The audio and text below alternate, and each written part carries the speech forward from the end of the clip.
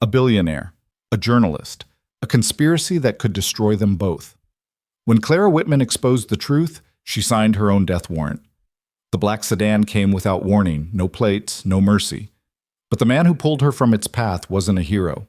He was Nathan Hale, self-made billionaire, single father, and a man who understood predators better than anyone. What Clara didn't know was that her rescue wasn't random. Nathan had been watching, calculating, preparing, because in a world where truth costs lives, protection isn't kindness, it's strategy.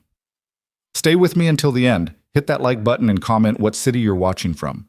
I want to see how far this story travels. The rain came down in sheets that morning, turning Boston's streets into rivers of gray. Clara Whitman stood outside the Boston Chronicle building, her laptop bag clutched against her chest like armor, watching the city wake up to her words. 48 hours. That's how long her expose had been live.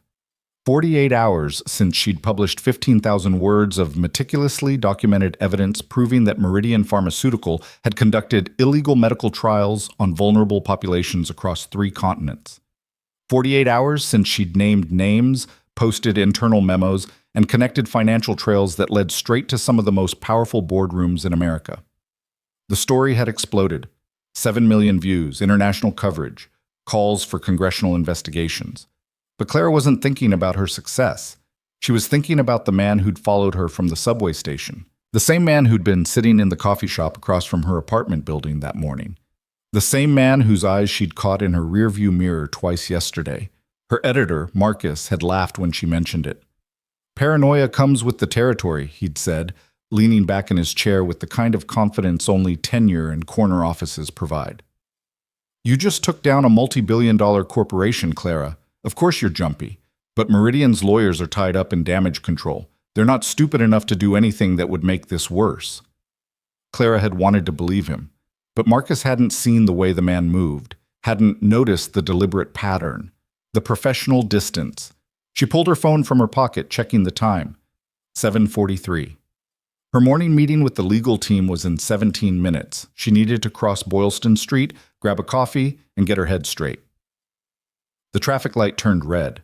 A cluster of morning commuters gathered at the crosswalk beside her. A woman in nursing scrubs, 2 college students arguing about a philosophy assignment, a delivery driver checking his phone. Normal people living normal lives. Clara envied them. The light changed. The crowd surged forward. Clara stepped off the curb. That's when she heard it. Not a sound exactly, more like the absence of sound. The way the air changes right before lightning strikes. Every muscle in her body tensed with an animal awareness she didn't understand. She turned her head. The black sedan was already accelerating. No headlights, no plates. Just a wall of metal and tinted glass bearing down on her at 40 miles per hour. Time fractured.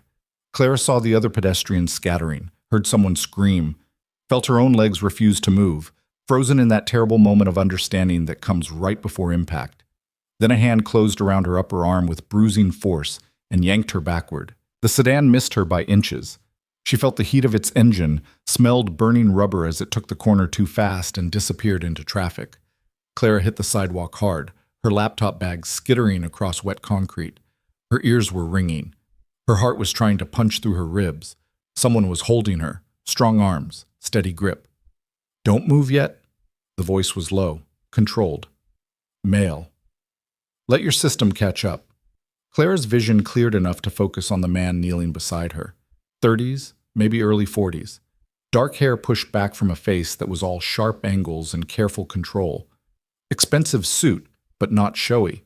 The kind of tailoring that whispered money rather than shouted it. His eyes were gray, the color of storm clouds, and they were scanning the street with the kind of systematic precision that made Clara's journalist instincts fire. This wasn't a good Samaritan who happened to be nearby. This was someone who'd been positioned exactly where he needed to be. Who are you? Clara's voice came out shakier than she wanted. Someone who thinks you should get off this street. The man released her arm but stayed close, his body angled between her and the traffic. Can you stand? Clara pushed herself up, ignoring the scrape of pain along her palms. You didn't answer my question. You didn't move. He picked up her laptop bag, checking it for damage with the kind of care that seemed automatic. That's going to be a problem if they circle back. The words landed like ice water. If they… What? But the man was already moving, one hand light on her elbow, guiding her toward the Chronicle building with a casual authority that made it seem like they'd planned this, like they were colleagues running late for the same meeting. Claire's mind was racing, trying to catalog details. 6'1", maybe 6'2". Wedding ring absent, but there was a tan line, recently removed. Moved like someone with combat training, balanced, aware, efficient. Shoes were handmade, Italian probably. Watch was understated, but she recognized the brand. Patek Philippe, 50,000 minimum. I don't know you, Clara said, digging her heels in. And I'm not going anywhere with Nathan Hale. He said it without looking at her, his attention still on the street. We haven't met, but I know Marcus Grayson, your editor. And I know you have approximately 90 seconds before building security gets nervous about why we're standing out here having this conversation. Clara glanced back. Sure enough, a security guard was watching them through the glass doors, hand drifting toward his radio. How do you know, Marcus? I'm the anonymous benefactor who funded the security upgrade for your floor after your story went live. Nathan's gray eyes finally met hers, and Clara felt the full weight of that stare. The biometric locks, the camera system, the panic buttons at every desk. That was me. Clara's stomach went cold. Marcus never mentioned he signed an NDA. Nathan checked his watch, a brief, precise gesture. And we're now at 60 seconds. So here's what's going to happen. You're going to walk into that building, go to your meeting, and act like nothing happened. I'm going to have a conversation with Marcus about exactly how serious this situation is. And then you and I are going to have a longer discussion about what comes next. I don't take orders from…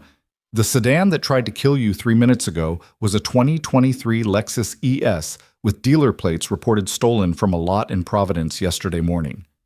Nathan's voice didn't rise, but something in it changed, hardened. The driver was male, approximately 6 feet, wearing a tactical vest under a rain jacket. He had a partner in the passenger seat. That wasn't random road rage, Ms. Whitman. That was a hit. Clara felt the street tilt under her feet. You saw all that? In 3 seconds? I've been watching you for 6 days. He said it like he was commenting on the weather. Ever since your story broke and Meridian's stock dropped $18 billion in market cap, I knew they'd retaliate. I just didn't know how fast they'd move. 6 days.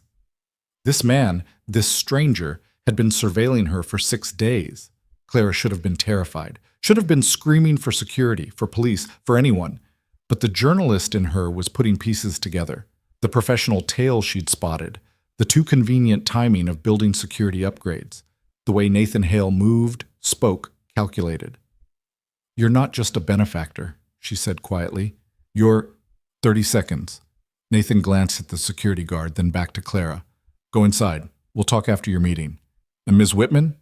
He handed her the laptop bag, his fingers brushing hers briefly. Don't get in any cars. Don't go anywhere alone. And don't trust anyone who tells you you're being paranoid. Then he was walking away, moving through the morning crowd with the same unremarkable confidence he'd shown from the beginning. Just another businessman heading to another meeting. Clara stood there, rain soaking through her jacket, and watched him disappear. Her phone buzzed, a text from Marcus. Where are you? Legal's waiting. She looked down at her hands. They were shaking. The meeting was a blur. 3 lawyers in identical Navy suits explaining liability concerns and asking her to verify sources she'd already verified a dozen times. Clara answered on autopilot, her mind replaying those 3 seconds of terror on loop. The sedan's engine, the scream, strong hands pulling her back. I've been watching you for 6 days. When the lawyers finally left, Clara found Marcus in his office, standing at his window overlooking the city. He didn't turn around when she closed the door. He told you, Marcus said. About the security funding? Yes. Clara crossed her arms. What he didn't tell me is why a billionaire I've never heard of is stalking me and funding renovations to our building. Nathan Hale isn't stalking you. Marcus finally turned. He looked older than he had yesterday, tired in a way that went deeper than long hours. He's protecting you. I didn't ask for protection. No. You asked me to publish a story that exposed one of the largest pharmaceutical companies in the world for conducting illegal human trials that killed at least 43 people. Marcus's voice was gentle but firm. You knew there would be consequences, Clara. I know you did. You're too smart not to. Clara's jaw tightened. So you made decisions about my safety without telling me? I made decisions about building security that benefit everyone on your floor. Marcus moved to his desk, pulling out a folder. But Nathan's involvement goes beyond what I authorized. When he called me 6 days ago, he told me things about Meridian's history that aren't in any of your research. He knew about shell companies they've used to move money, knew about NDAs covering up previous trials, knew about people who tried to expose them before. What happened to those people? Marcus didn't answer. He didn't have to. Clara sank into the chair across from his desk. Who is Nathan Hale? Officially, a venture capitalist who made his first billion in biotech patents before he was 35. He's on the boards of 3 hospitals, 2 pharmaceutical companies, and a dozen smaller ventures. Divorced. Well, widowed, actually. Has a daughter, maybe 7 or 8 years old. Keeps a low profile. Avoids press. Most people in Boston's financial circles know the name but wouldn't recognize him on the street. And unofficially, Marcus hesitated. Unofficially, Nathan Hale is someone who understands how power works. Real power. The kind that doesn't show up in Forbes profiles or shareholder meetings. He's helped people before. Journalists, whistleblowers, people who found themselves on the wrong side of corporations with infinite resources. He doesn't do it for publicity, doesn't ask for anything in return. He just steps in. Clara processed this. You trust him. I trust that his interests align with keeping you alive. Marcus slid the folder across the desk. Which is more than I can say for Meridian's leadership. These came this morning. Clara opened the folder. Inside were printouts of emails, threats, technically. Carefully worded legal threats wrapped in corporate language, but threats nonetheless. Questions about her sources, demands for retractions, veiled suggestions that continued coverage would have professional consequences. The last email was different. No sender, no subject line. Just 3 words. Stop or else. Clara's hands went cold. Where did this come from? IT traced it to a server farm in Eastern Europe, untraceable beyond that. Marcus leaned forward. Clara, I need you to listen to me very carefully. This isn't about journalism anymore. This is about survival. And Nathan Hale is offering you something I can't, a way to stay alive while the legal process runs its course. What exactly is he offering? Safety, complete anonymity, a secure location where Meridian can't find you. Clara laughed, but there was no humor in it. You mean hiding. I mean strategic distance. Marcus's expression was grim. The story is out. The investigations are launched. Your work is done. What happens now is lawyers and federal prosecutors doing their jobs. You don't need to be in Boston for that. In fact, being in Boston makes you a target. I'm not running away. I'm not asking you to run. I'm asking you to be smart. Marcus stood, moving to the window again. You have a Pulitzer-quality story. You have a career that's about to explode in the best possible way. But none of that matters if you're dead, Clara. None of it. The word hung in the air between them. Dead. Clara thought about the sedan, the calculated speed, the professional precision. When does he want to talk? He's in conference room B, has been for the last 45 minutes. Marcus glanced at his watch. Waiting for you, Tet. Conference room B was at the end of the hall, a windowless space normally used for depositions and uncomfortable conversations. Clara found Nathan Hale sitting at the head of the table, reading something on his phone with the kind of complete focus that made her wonder if he'd even registered her entrance. He looked up. Miss Whitman, please sit. Clara remained standing. I don't like being manipulated. Neither do I. Nathan set his phone down, giving her his full attention. Which is why I'm going to be direct. Meridian Pharmaceutical has a 40-year history of eliminating problems through whatever means necessary. Legal problems they tie up in court. Financial problems they absorb. People problems. He paused. They make disappear. You have proof of this? I have 17 documented cases spanning 3 decades. Whistleblowers who died in car accidents. Researchers who committed suicide under suspicious circumstances. One investigative journalist who had a heart attack at 32 with no prior health conditions. Nathan's voice was clinical, detached. Meridian is exceptionally good at making murders look like tragedies. Clara felt sick. Why hasn't anyone exposed them? They have. Multiple times. But Meridian has $200 billion in market cap and lawyers who specialize in making evidence disappear. Your story is different because you built an ironclad case with documentation they can't dispute. You've backed them into a corner. And cornered predators don't surrender, Ms. Whitman. They attack. So I'm supposed to just, what, disappear? Temporarily. Nathan stood, buttoning his suit jacket with precise movements. I have a property in western Massachusetts, fully secure, off-grid capabilities, private access road with controlled entry points.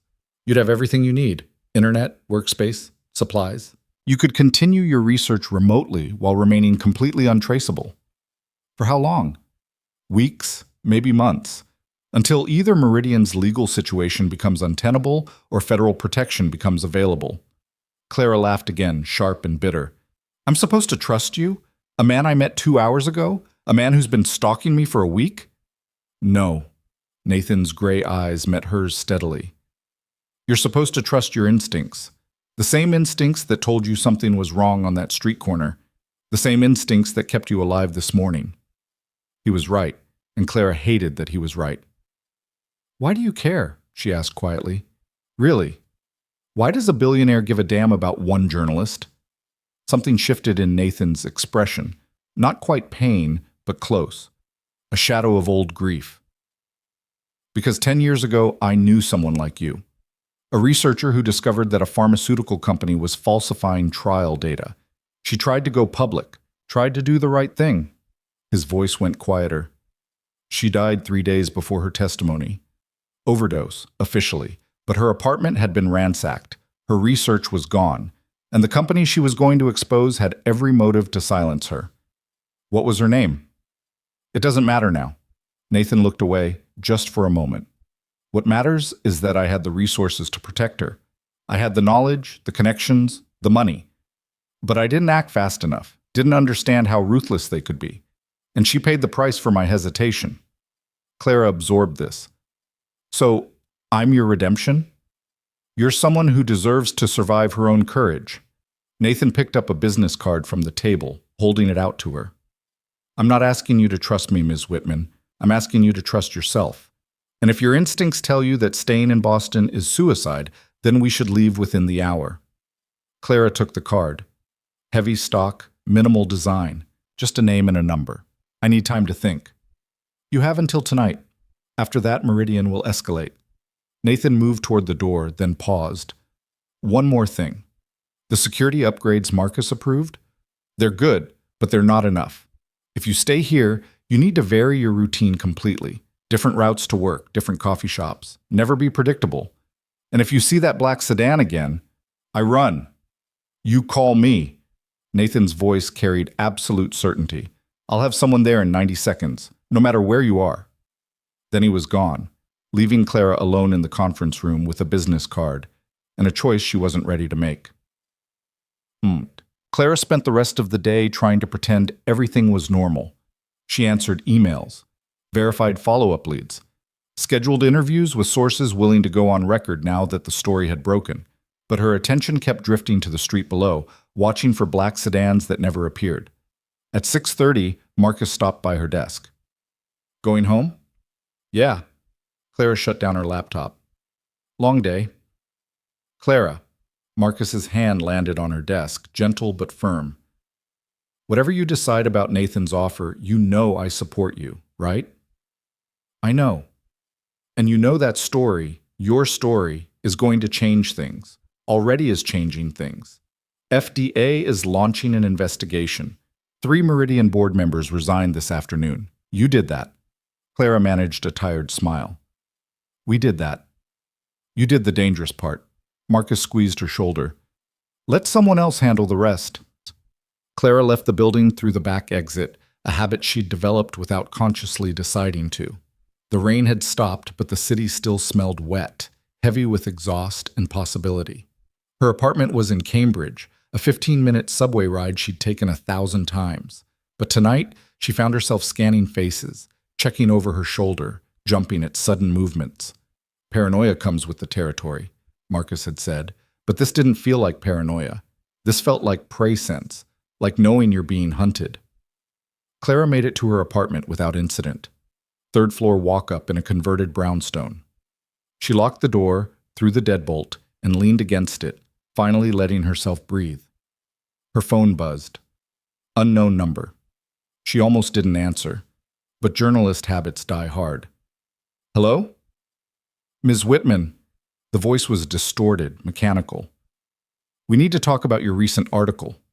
Claire's blood went cold. Who is this? Someone who wants you to understand what happens to people who interfere in business they don't comprehend. The voice had no inflection, no emotion, just words.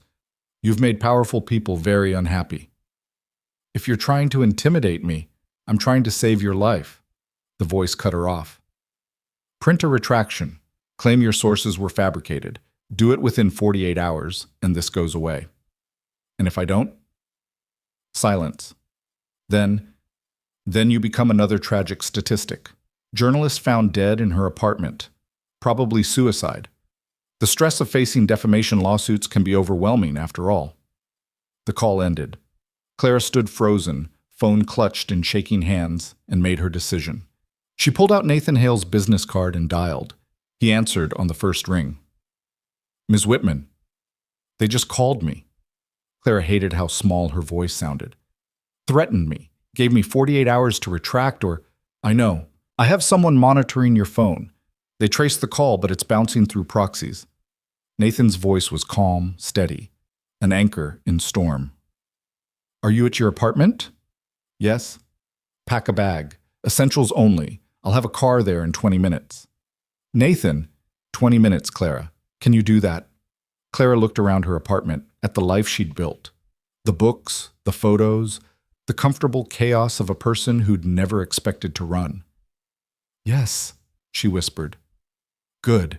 And Clara, don't open the door for anyone but me. The call ended. Clara moved on autopilot.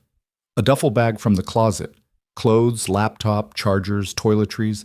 The external hard drive with encrypted backups of all her research. Her passport, just in case. She was zipping the bag when she heard footsteps in the hallway outside. Heavy, deliberate. Stopping outside her door, Clara's heart stopped. A knock. 3 sharp raps.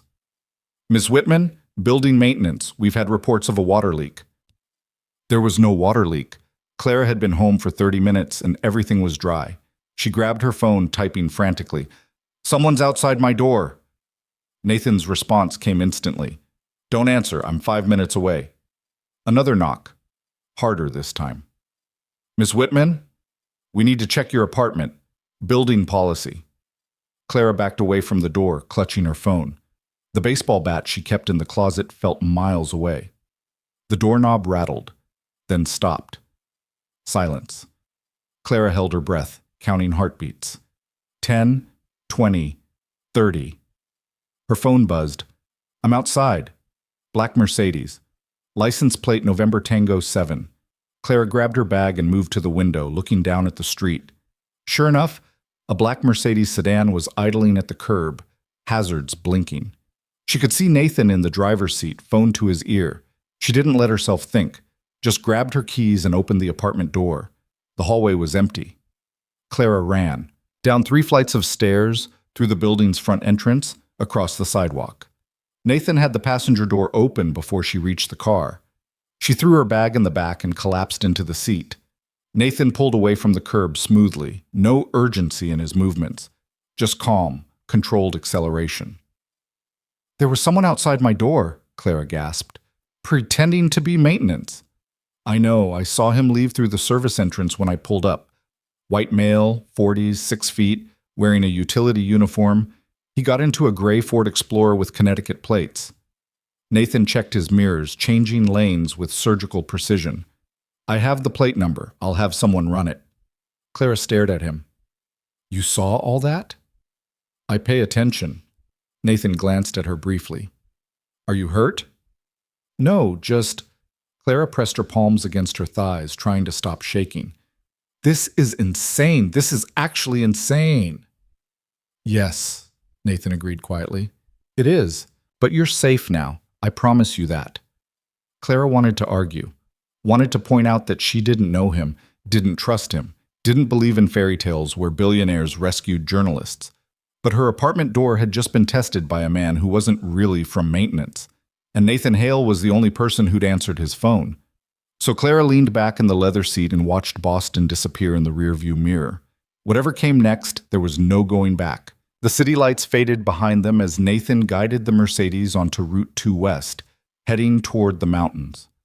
Clara watched the urban landscape give way to suburbs, then to darkness, punctuated only by occasional gas stations and rest stops. She'd stopped shaking about 20 minutes ago, replaced by a hollow numbness that felt almost worse. Where exactly are we going? Her voice sounded strange in the quiet car. A property I acquired 3 years ago, about 2 hours from Boston. Nathan's eyes never left the road, but his tone softened slightly. It's isolated but comfortable. You'll have everything you need. Except freedom. Nathan was quiet for a moment. Is that what you think this is? A prison?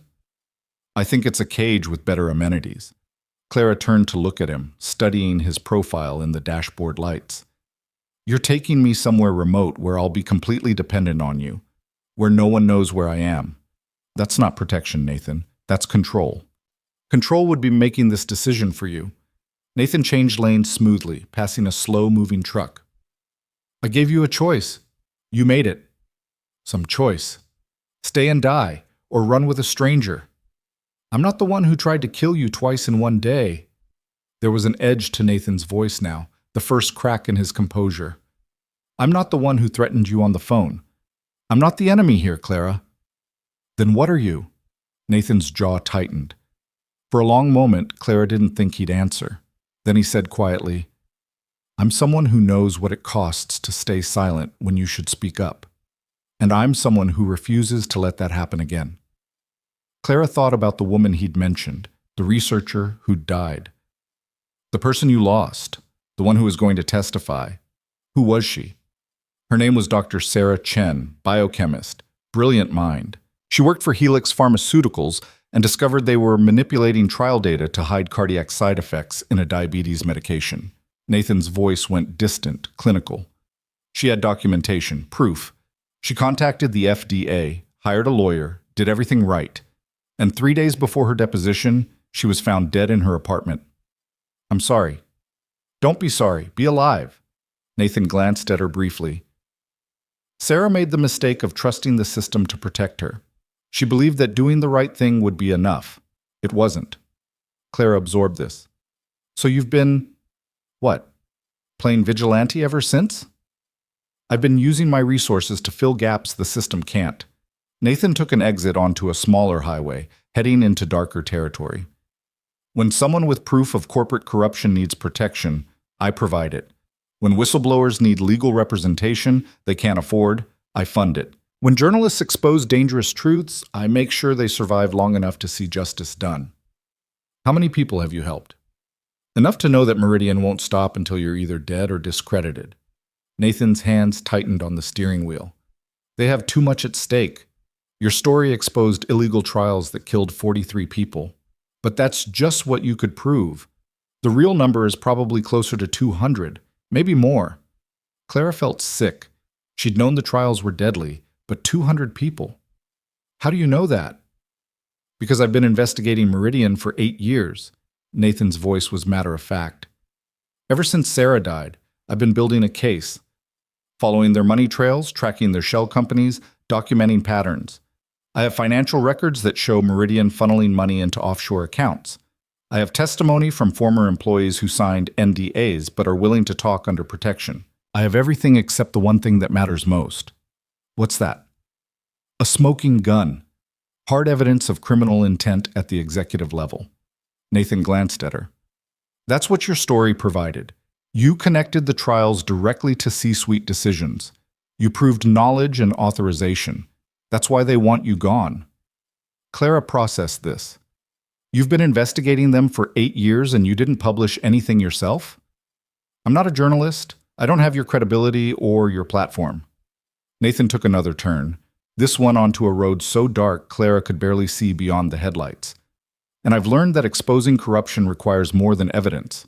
It requires someone brave enough to stand behind it publicly. Someone like you. The compliment landed strangely. Clara wasn't used to being called brave. Reckless, maybe. Stubborn, definitely. But brave implied a choice between danger and safety, and Clara had never felt like she had that choice. She'd simply followed the story where it led. My editor said you're widowed, Clara said, changing the subject. That you have a daughter. Nathan's expression shuddered immediately. Marcus talks too much. He was trying to convince me you're trustworthy. And did it work? Clara considered this. I'm in your car driving to an undisclosed location, so I suppose it did. But I still don't know anything about you that matters. What matters? Why you really do this? And don't tell me it's just about Sarah Chen. People don't dedicate 8 years of their lives to investigating pharmaceutical companies because of one tragedy. There's something else. Nathan was quiet for so long, Clara thought he wouldn't answer. The road wound higher into the mountains, trees pressing close on either side. Then he said, My wife Elizabeth died 4 years ago. Cancer. Stage 4 pancreatic. She lasted 7 months from diagnosis to... He didn't finish the sentence. I'm so sorry, Clara said softly. She was in a clinical trial, experimental treatment. It was supposed to give her a chance. Nathan's voice was carefully controlled, each word chosen with precision. The drug was promising. Early data looked good, but the trial was run by a subsidiary of Helix Pharmaceuticals, the same company Sarah had tried to expose. And when Elizabeth started having complications, when the side effects became severe, the doctors kept pushing her to continue, said the data was inconclusive, said she needed to stick with the protocol. Clara's chest tightened. Nathan, she died believing she was helping advance medical science, died thinking her suffering had meaning. Nathan's knuckles were white on the steering wheel. 6 months after her funeral, I discovered the trial had been compromised from the start. Helix knew the drug caused organ failure, knew it, and buried the evidence. They let Elizabeth and dozens of others suffer and die so they could keep their FDA approval timeline on track. Jesus. So when you ask why I do this, Nathan's voice cracked, just slightly. It's because my daughter lost her mother to corporate greed disguised as hope. Because I had all the money in the world and it couldn't save Elizabeth from people who valued profit over human life. And because if I can prevent one more family from experiencing what mine did, then maybe her death wasn't completely meaningless. Clara didn't know what to say. The grief in Nathan's voice was raw, immediate, like the wound was still fresh despite 4 years of distance. How old is your daughter? She asked quietly. Lily's 7, almost 8. Nathan's expression softened fractionally. She's with my sister in Connecticut this week. Thinks I'm on a business trip. Does she know what you do? The investigation work? No, and she won't until she's old enough to understand why some secrets have to be kept. Nathan took another turn, and Clara saw a gate ahead, heavy steel, automated. He slowed the car, pulling out his phone to tap something. The gate swung open silently. To Lily, I'm just her dad. The person who makes pancakes on Saturdays and helps with homework and tucks her in at night. That's the only part that matters. The vulnerability in that statement surprised Clara. This man who moved through the world with such calculated precision, who orchestrated protection details and ran 8-year investigations, reduced himself to pancakes and homework for his daughter. Maybe Marcus was right. Maybe Nathan Hale was someone she could trust. The gate closed behind them with a solid metallic click that made Clara's stomach flutter with anxiety. They were driving up a private road now, winding through dense forest. No other houses. No lights except the Mercedes headlamps cutting through darkness. How far is the house? Clara asked, hating the nervousness in her voice. Another mile. The property is 200 acres. Main house, guest cottage, and a bunker built during the Cold War that I've converted to a secure server room. Nathan navigated a sharp curve with easy confidence. Previous owner was a tech CEO who got paranoid in the 90s. He wanted a place where he could disappear if Y2K actually ended civilization. And you bought this because sometimes people need to disappear. Nathan glanced at her. and because having a location that's completely off the grid has proven useful more than once. The trees opened up suddenly, revealing a house that took Clara's breath away. Modern architecture blending into the landscape, all glass and stone and clean lines. Lights glowed from inside, warm against the darkness. It was beautiful in a stark, isolated way that made Clara's chest tighten. "Someone's here," she said, noting the lights. "My head of security, Marcus Webb. He manages the property and handles logistics." Nathan pulled the car into a garage that opened automatically. "He's former Secret Service, discreet, professional, and utterly loyal. You're safe with him."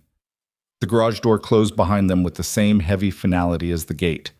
Clara grabbed her duffel bag, following Nathan into the house through a mudroom that looked like something from an architecture magazine. Everything was clean, precise, expensive. A man emerged from the hallway, 50-something, fit, with the kind of bearing that screamed military background.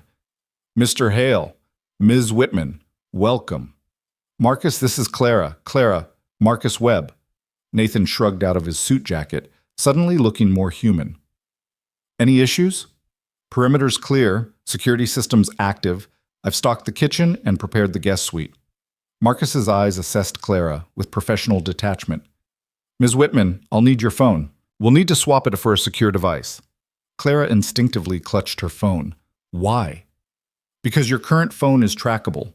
GPS, cell tower triangulation, app data. There are a dozen ways someone can locate you through it." Marcus held out his hand patiently. "The replacement will have encrypted communication access to approved contacts only. Mr. Hale, your editor Marcus Grayson, and emergency services." "I need my phone for work." "Your work is staying alive," Nathan said quietly. "Everything else is secondary."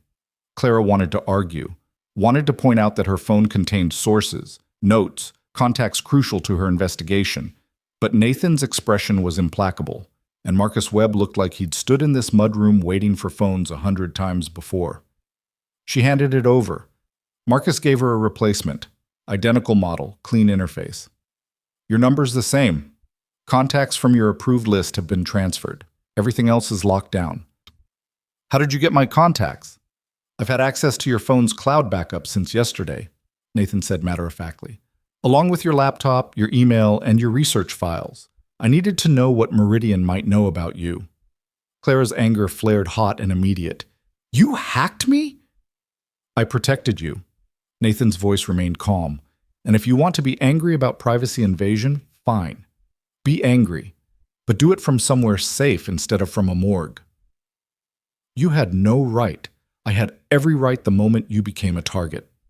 Nathan stepped closer, his gray eyes intense. "You think Meridian hasn't already done the same thing? You think they're not reading your emails, tracking your movements, building a profile of everyone you talk to?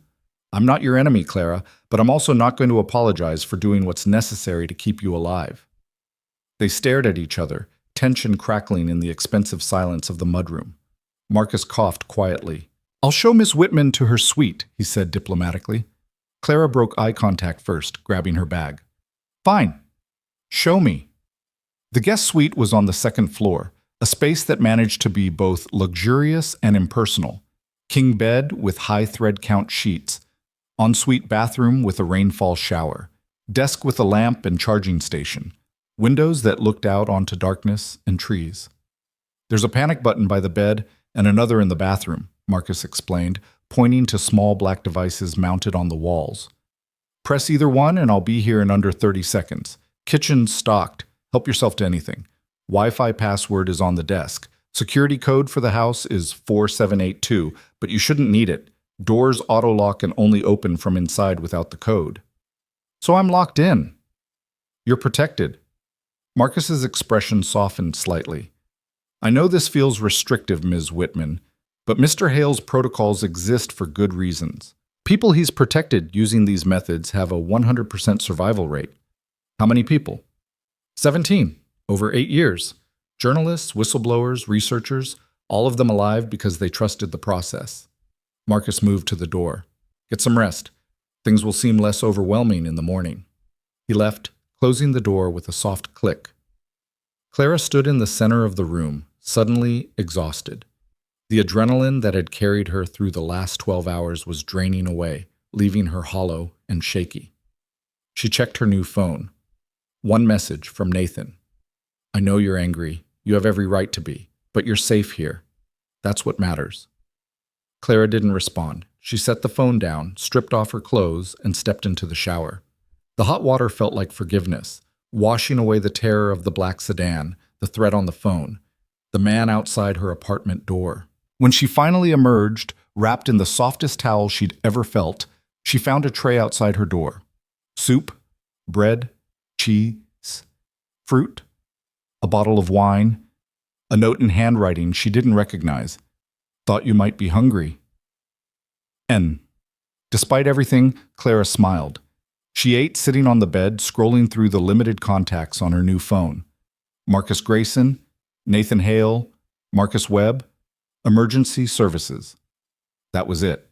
Her entire world reduced to 4 names. She opened her laptop, relieved to find it still connected to her cloud storage. At least she could work. At least she wasn't completely cut off. An email notification popped up. From her editor, Marcus. Clara, Nathan told me you're safe. Don't worry about anything here. Focus on staying alive. We'll hold down the fort. MG. Another email from an address she didn't recognize. We know where you are. Running won't save you. Clara's blood went cold. She grabbed her phone, calling Nathan. He answered immediately. What's wrong? I just got an email, a threat. They said they know where I am. Forward it to me. Nathan's voice was sharp, alert. Right now. Clara did, fingers shaking on the keyboard. She could hear Nathan typing, the click of keys rapid and purposeful. It's a bluff, he said after a moment. Same server farm as the phone threat. They're trying to scare you, make you panic and do something stupid, but they don't know where you are. The property's registered under 3 layers of shell companies. There's no trail. Are you sure? I'm sure. Nathan's voice gentled. I know it doesn't feel like it, but you're safer tonight than you've been in a week. Try to get some sleep. Nathan, Clara hesitated. Thank you for all of this. I know I've been difficult. You've been appropriately suspicious of a stranger who upended your life. There was a pause. For what it's worth, Clara, I don't take this lightly. Bringing someone here, asking them to trust me with their safety, it's a responsibility I don't accept casually. Why me? Really? Because your story matters. Because 43 people died, and you're the only one brave enough to say their names out loud. Nathan's voice carried conviction that felt genuine. The world needs journalists like you, and I need to believe that protecting people like you can balance out the ones I failed to save. Clara closed her eyes. That's a lot of weight to carry. Yes, but I'm used to it. Another pause. Get some rest. We'll talk more in the morning. The call ended. Clara set her phone on the nightstand and crawled under the covers. The bed was absurdly comfortable, the room quiet except for wind in the trees outside. She should have felt trapped, should have felt terrified. Instead, for the first time in days, Clara felt safe enough to sleep. She woke to sunlight streaming through unfamiliar windows and the smell of coffee. For a disoriented moment, Clara couldn't remember where she was. Then memory crashed back, the sedan, the threats, Nathan, the drive into the mountains. She checked her phone. 8:30. She'd slept for 9 hours straight. Downstairs, she found Nathan in the kitchen, pouring coffee into a mug. He'd changed from yesterday's suit into jeans and a dark sweater, looking younger and more approachable. Almost normal. Morning, he said, sliding the mug across the counter to her. Sleep okay? Better than expected. Clara wrapped her hands around the warm ceramic. Where's Marcus? Perimeter check. He does a full sweep every morning. Nathan was making eggs, moving around the kitchen with practiced ease. Hungry? Starving, actually. They ate breakfast in surprisingly comfortable silence. Clara studied the house in daylight. The clean lines, the way the architecture framed views of the forest, the subtle security features built into the design. Cameras disguised as light fixtures, reinforced glass, doors that looked decorative but were clearly steel core. This is a fortress, she said finally. This is what safety looks like when you can afford it. Nathan refilled her coffee. I know it feels extreme, but extreme threats require extreme measures. How long do you think I'll need to stay here? Honestly, I don't know. Meridian's stock dropped another 6% yesterday. Shareholders are demanding answers. The FDA investigation is expanding. Things are moving fast. Nathan leaned against the counter, regarding her thoughtfully. But fast doesn't mean safe. Not for you. Clara nodded slowly. Can I still work? I have follow-up interviews scheduled, sources who you can work remotely. Video calls through encrypted channels. No in-person meetings. No revealing your location. Nathan's tone was firm. Your safety protocols are non-negotiable, Clara. You mean your control is non-negotiable. Call it what you want, but those are the terms. Clara felt her temper rise. I'm not a child who needs... No, you're a target who needs to stay alive long enough to see this through. Nathan's gray eyes were steady, unflinching. I understand this is difficult. I understand you're used to independence, but Meridian doesn't care about your principles, Clara. They care about eliminating you as a problem. So what am I supposed to do? Just hide here while you dictate every aspect of my life? I'm not dictating, I'm protecting. Nathan's voice hardened. There's a difference. Not from where I'm standing. They glared at each other across the kitchen island, two stubborn people locked in a battle of wills. Then Marcus Webb's voice cut through the tension. Perimeters secure. No unusual activity overnight. He nodded to Clara. Morning, Ms. Whitman. Morning, Clara muttered. Marcus glanced between them, reading the room with practiced ease. I'll be in the security office if you need anything. He vanished, leaving them alone again. Nathan sighed, some of the tension draining from his shoulders. I'm not trying to control you, Clara. I'm trying to keep you alive. There's a difference, even if it doesn't feel like it right now. Then let me have some agency. Let me make decisions about my own security. Like what? Clara thought fast. Let me video call my editor without you monitoring it. Let me access my full email, not just approved contacts. Let me feel like a person instead of an asset you're managing. Nathan considered this. I'll unlock your email access, but if you receive any threats, any suspicious messages at all, you tell me immediately. Agreed? Agreed. And video calls go through encrypted software that Marcus will install. No exceptions. Fine. And you vary your routine even here. Different rooms, different times for meals, never predictable. Just in case. Clara raised an eyebrow. Denial. You think someone could find me here? I think assuming you're untraceable is how people die.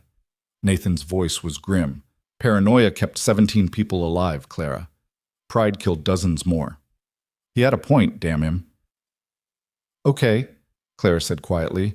I'll follow your protocols, but Nathan, I need you to understand something. I didn't expose Meridian to hide. I did it to shine light on what they're doing, and I can't do that locked away in a fortress. You're not locked away. You're strategically positioned. Nathan's expression softened slightly. Your story is out there, Clara. It's doing its work. The investigations are moving forward. You don't need to be in Boston for justice to happen. Maybe not, but I need to feel like I'm part of making it happen. Nathan nodded slowly. Then we'll find a way. Together. The word hung between them. Together, carrying more weight than it should. Clara finished her coffee and retreated to her room, setting up a makeshift office at the desk. True to his word, Nathan had Marcus install encrypted communication software. Within an hour, Clara was video calling her editor. Marcus Grayson's face filled the screen, relief evident in his expression. Clara, thank God.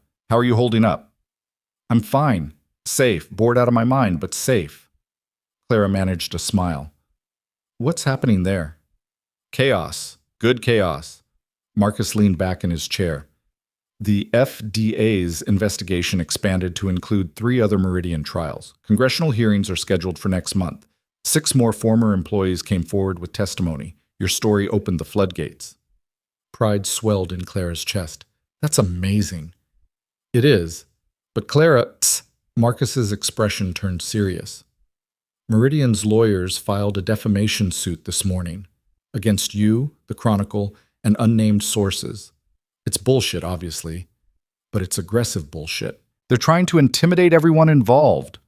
Clara's stomach sank. Can they win? No, your documentation is ironclad. But they can make this expensive and painful. Marcus rubbed his eyes.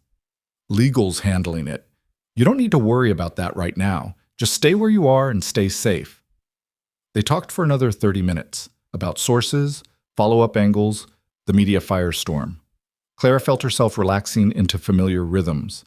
This was her world. Research, interviews, story building. This she understood. When the call ended, she found Nathan standing in her doorway. How long have you been there? Clara asked. Long enough to hear about the lawsuit. Nathan stepped into the room uninvited, his presence filling the space. They're escalating. Marcus says the case has no merit. Merit doesn't matter. Fear does. Nathan moved to the window, looking out at the forest. Meridian's strategy is clear. Tie you up in legal proceedings, drain your resources, make an example of you for anyone else who might consider exposing them. I'm not backing down. I know. Nathan turned to face her, and something in his expression made Clara's breath catch. That's what worries me. Why? Because brave people make easy targets. Nathan's voice was quiet, intense. And you're one of the bravest people I've ever met, which means you're also one of the most vulnerable. Clara stood, moving closer to him without quite knowing why. I can take care of myself, Nathan. Can you? Against a multi-billion-dollar corporation with unlimited resources and no conscience? Nathan's gray eyes searched hers. You're brilliant, Clara. Talented, determined, fearless, but you're also human. And humans break. Is that what happened to your wife? She broke? The question was cruel, and Clara regretted it immediately. But Nathan didn't flinch. Elizabeth fought until she had nothing left. And then she fought some more. His voice carried old pain, carefully controlled. She broke because the system failed her, because people who should have protected her chose profit instead. I won't let that happen to you. You can't control everything. No, but I can control this. Your environment, your security, the information that reaches you. I can create a space where you're safe enough to do the work that matters. By locking me away? By giving you the protection you need to survive. Nathan stepped closer, and suddenly the air between them felt charged. You think this is about control? It's about keeping you alive, Clara. Because the world needs your voice, and because... He stopped himself. Because what? Nathan's jaw tightened. Because I've lost enough people I've failed to protect. I won't add you to that list. The confession hung between them, raw and honest. Clara could see the weight Nathan carried. His wife, Sarah Chen, 17 people he'd saved, dozens more he'd been too late to help. This wasn't about control. It was about guilt. About a man trying to outrun grief by protecting strangers. She understood that. Maybe more than she wanted to admit. I'm not going to die, Nathan, Clara said softly. How can you know that? Because I have you. The words surprised her, but they felt true. And apparently you have a perfect track record. Something shifted in Nathan's expression, surprise, maybe, or gratitude. His hand lifted, almost touching her face, then dropped. I should let you work, he said, stepping back. But Clara caught his wrist. Nathan, wait. He froze, looking at her hand on his arm like he didn't quite understand how it got there. Thank you, Clara said, for everything. I know I haven't made this easy. Nothing worth doing is easy. Nathan's voice was rough. Get some rest. We'll talk more tonight. He left, and Clara stood alone in her room, wondering when exactly Nathan Hale had stopped being a stranger and started being something else entirely. The days blurred together in a rhythm Clara hadn't expected to find comforting. Morning coffee with Nathan, discussing news updates and strategy. Afternoons buried in research, conducting encrypted video interviews with sources who were finally willing to talk now that Meridian's facade was cracking. Evenings that somehow always ended with the two of them in the living room, talking about everything except the obvious tension building between them. It had been 12 days since Clara arrived at the mountain house. 12 days of feeling simultaneously trapped and protected. 12 days of watching Nathan move through the space with that careful control, always aware, always calculating, always keeping just enough distance that Clara found herself wanting to close it. She told herself it was proximity, forced intimacy born from isolation. But that didn't explain why her heart rate kicked up when Nathan appeared in doorways, or why she'd started timing her morning routine to coincide with his, or why she caught herself watching his hands when he cooked dinner. This was dangerous. This was the last thing she needed, but her traitorous body didn't seem to care about logic. On the 13th morning, Clara woke to darkness and the sound of wind howling against the windows. She checked her phone, 4:17 in the morning. A storm notification scrolled across the screen. Severe weather warning, high winds, possible power outages. She got up, pulling on jeans and a sweater, and found Nathan already in the kitchen, staring at a laptop screen with his jaw set in a hard line. "Power's gonna go out," he said without looking up. "Storm's tracking directly over us. Marcus is checking the backup generator now." "How bad is it?" "Bad enough." Nathan's fingers flew across the keyboard. "I'm downloading critical files to local storage in case we lose internet. You should do the same." Clara moved to grab her laptop, but Nathan's hand shot out, catching her wrist. The touch sent electricity up her arm. "Wait," he said, eyes fixed on his screen. "Something's wrong." "What?" "The perimeter sensors. They've been going offline one by one for the last hour. I thought it was the storm, but the pattern's too deliberate." Nathan pulled up a security interface showing a grid of the property, red dots marked inactive sensors. "Someone's disabling them." Clara's blood went cold. "Someone's here?" "Marcus." Nathan was already moving, grabbing his phone. "Marcus, report." Silence. "Marcus, do you copy?" Nothing. Nathan's expression went arctic. He crossed to a cabinet Clara had assumed was decorative, punching a code into a hidden keypad. The cabinet swung open, revealing a gun safe. He pulled out a Glock with the ease of long familiarity, checking the magazine with efficient movements. "Get upstairs," he told Clara. "Lock yourself in the bathroom. Use the panic button." "Nathan, now, Clara." The command in his voice sent her moving before conscious thought kicked in. She grabbed her laptop and phone, racing up the stairs. But instead of going to the bathroom, she stopped at the top landing, watching through the railing as Nathan moved through the house, weapon ready, every line of his body taut with controlled violence. This wasn't the billionaire businessman. This was someone else. Someone harder. More dangerous. The lights flickered once, twice, then died completely. Darkness swallowed the house. Clara's heart hammered against her ribs. She could hear the storm raging outside, wind screaming through the trees, and underneath it, barely audible, footsteps. Someone was in the house. Nathan's voice cut through the dark, calm and cold. "I know you're there. I've already called the police. They'll be here in 10 minutes. A lie. They were miles from anywhere. Help was at least 30 minutes away, probably more in this weather. A male voice answered from somewhere near the kitchen. "We're not here to hurt anyone, Mr. Hale. We just want the woman." "Not happening." "Be reasonable. You're a businessman. We can make this worth your while." The voice was smooth, educated. $2 million. Transferred immediately. All you have to do is step aside." I said no. "Then you're making a very expensive mistake." Glass shattered.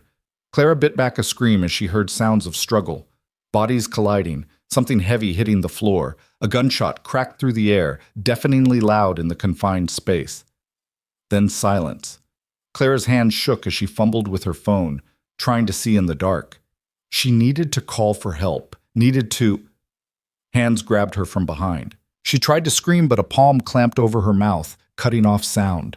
An arm wrapped around her waist, lifting her off her feet. Clara thrashed, driving her elbow back, connecting with ribs. Her attacker grunted, but didn't let go. "Stop fighting," a different voice hissed in her ear. "We're not going to hurt you if you cooperate." Clara bit down hard on the hand covering her mouth, tasted blood. The man swore, grip loosening just enough for Clara to wrench free and stumble forward, shouting Nathan's name. Another gunshot, closer this time. The sound echoed through the house, and Clara's ears rang with the aftermath. Then Nathan was there, materializing out of the darkness like something from a nightmare. He moved with brutal efficiency, taking down Clara's attacker with 2 precise strikes. The man crumpled. Nathan grabbed Clara's arm, pulling her close. She could feel him breathing hard, could smell gunpowder and sweat. "Are you hurt?" His hands ran over her arms, her shoulders, checking for injuries. "No, I'm Nathan, your shoulder." Even in the dark, she could see blood seeping through his sweater. He'd been shot. It's nothing. Through and through. Nathan was already moving, pulling her toward the back of the house. We need to get to the server room. It's the most secure location. What about Marcus? I found him in the garage, unconscious but alive. Nathan's voice was tight with pain and fury. They got past him somehow. Professional team. At least 3 operators. They reached a door Clara had never noticed before, hidden behind what looked like a built-in bookshelf. Nathan punched in a code with bloody fingers, and the door swung open, revealing stairs leading down. The server room was exactly what Marcus had described. A converted Cold War bunker with reinforced concrete walls and a steel door that looked like it belonged in a bank vault. Nathan sealed it behind them, engaging multiple locks. Emergency lights flickered on, powered by a separate battery system.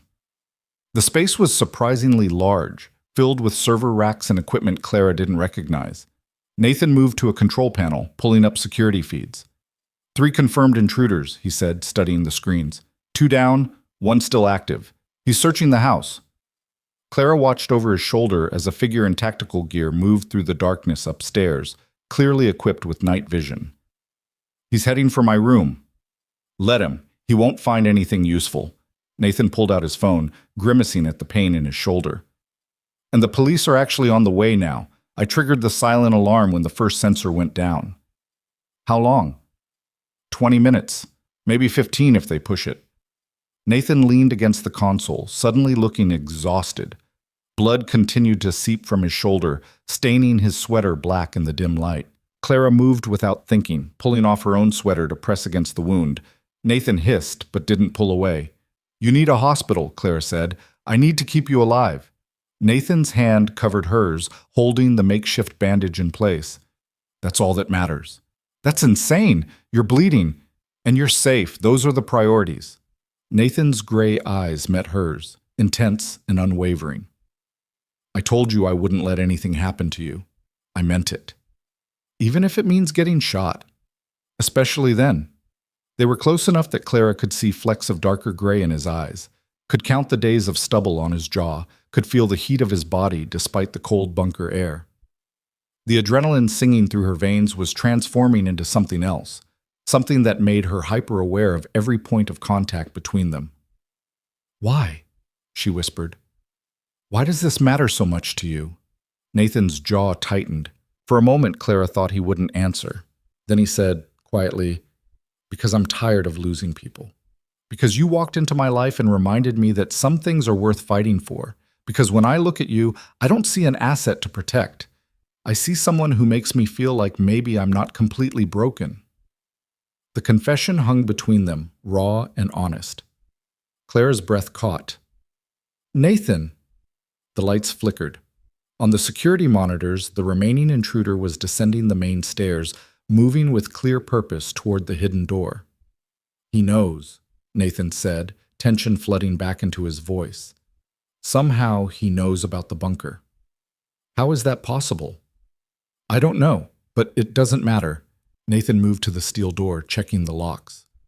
That door will hold. It's designed to withstand explosives. We just need to wait for the police. Clara watched the monitor as the intruder reached the bookshelf, running gloved hands along the edges, searching for the release mechanism. Nathan, he's going to find it. Let him try. Without the code, that door stays shut. But the intruder wasn't trying to open the door. He was attaching something to the frame, something that looked horribly familiar from action movies Clara had seen. Is that? Thermite charge. Nathan's voice went flat. That'll burn through the locks. We have maybe 90 seconds. Clara's mind raced. The bunker had one entrance. If that door failed, they were trapped. What do we do? Nathan was already moving to the back of the bunker, pushing aside server racks to reveal another door, smaller, older, with a wheel lock like something from a submarine. Emergency exit, he explained, spinning the wheel. Tunnel leads to an outlet about a quarter mile from the house. It'll come up in the woods. In the middle of a storm? Better than burning alive. The door groaned open, revealing darkness and the smell of damp earth. Nathan grabbed a flashlight from a supply cabinet, along with 2 emergency ponchos. Stay behind me. The tunnel's narrow, and there might be water. On the monitors, the thermite ignited with a brilliant white flare that made Clara's eyes water even through the screen. The steel door began to glow at the edges. They ran. The tunnel was exactly as awful as Clara had feared. Low ceiling, rough walls, water pooling in the uneven floor. Nathan led the way, flashlight cutting through absolute darkness, his wounded shoulder leaving drops of blood that Clara tried not to think about. Behind them, she heard the sound of the steel door failing, heard boots in the bunker, heard a shout of frustration when the intruder realized they'd escaped. "Move faster," Nathan urged, though Clara could hear the pain in his voice. "He'll figure out the tunnel exists." The passage seemed to go on forever, twisting through the earth like a grave. Clara's lungs burned, her legs ached, but Nathan's steady presence ahead of her kept her moving, kept her focused. Finally, blessedly, the tunnel began to slope upward. Nathan reached a ladder, testing it with his good hand before beginning to climb. Clara followed, emerging into the screaming chaos of the storm. Rain lashed down in sheets. Wind tore at Clara's clothes, nearly knocking her off her feet. Nathan grabbed her hand, pulling her away from the tunnel exit into the shelter of the trees. "We need to get to the road," he shouted over the wind. "Flag down the police when they arrive." They stumbled through the forest, branches whipping at their faces, the ground treacherous with mud and fallen leaves. Nathan's grip on her hand was the only thing keeping Clara oriented in the darkness and chaos. A flashlight beam cut through the trees behind them. The intruder had followed. Nathan pulled Clara down behind a fallen log, pressing a finger to his lips. They huddled there, soaked and shaking, as the beam swept over their hiding spot and moved on. Clara could feel Nathan's heart racing where his chest pressed against her back, could feel him trembling from pain or cold or adrenaline, she couldn't tell. His blood was warm against her skin where her hand still pressed the sweater to his shoulder. This was insane. They were hiding in a forest during a storm, being hunted by someone who'd already proven willing to kill. Nathan was bleeding badly enough that Clara could feel his strength fading, and all she could think about was how solid he felt against her, how right. The flashlight beam swung back toward them, closer this time. Nathan shifted, pulling the Glock from his waistband with his good hand. Clara felt him tense, preparing to move, to draw fire away from her. She couldn't let him do that, couldn't let him sacrifice himself. Clara did the only thing she could think of. She grabbed a rock from the ground and hurled it hard to their left. It crashed through underbrush 20 feet away. The flashlight beam swung toward the sound. The intruder moved after it, boots squelching in mud. Nathan pulled Clara up, and they ran in the opposite direction, crashing through the forest with no concern for noise now. Just distance. Just survival. Sirens wailed in the distance, growing louder. The police were close. They burst out of the tree line onto the private road just as 2 squad cars came screaming around the bend, lights blazing. Nathan raised his good hand, stepping into the headlights. "Federal witness," he shouted. "Armed intruder on the property. 1 man, tactical gear, possibly armed." The officers responded with professional efficiency, 2 of them moving past Clara and Nathan toward the house, while the others secured the immediate area. One officer, a woman in her 40s with sergeant stripes, approached them. "You're hurt," she said to Nathan, noting the blood. "Gunshot wound. Through and through. I'll survive." Nathan swayed slightly, and Clara moved closer, supporting his weight. "There are 2 more suspects in the house, both unconscious, and my head of security is in the garage, same condition. Ambulance is 3 minutes out." The sergeant was already radioing for additional units. "We'll secure the scene. Sir, I need you to sit down before you fall down." Nathan didn't argue. He sank onto the wet pavement, and Clara went with him, keeping pressure on his shoulder. His skin was pale in the harsh light of the police vehicles, his breathing shallow. "You're going to be okay," Clara said, not sure if she was trying to convince him or herself. Nathan's hand found hers, squeezing weakly. "I told you I'd keep you safe." "You got shot, you idiot! But you're alive!" Nathan managed a ghost of a smile. "Worth it." The ambulance arrived in a blaze of lights and efficient movement. Paramedics descended on Nathan, checking his vitals, packing the wound properly. Clara found herself pushed aside, relegated to giving a statement to one of the officers while Nathan was loaded into the ambulance. "I'm going with him," Clara said when the officer tried to separate them.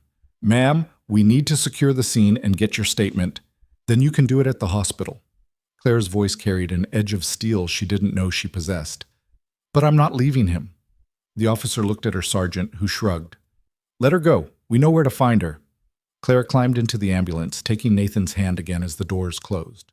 The paramedic working on him raised an eyebrow but didn't comment. Nathan's eyes opened, focusing on her with effort. You don't have to... Shut up, Clara said softly. You took a bullet for me. The least I can do is hold your hand. Something shifted in Nathan's expression, surprise melting into something warmer, more vulnerable. His fingers tightened around hers. Clara.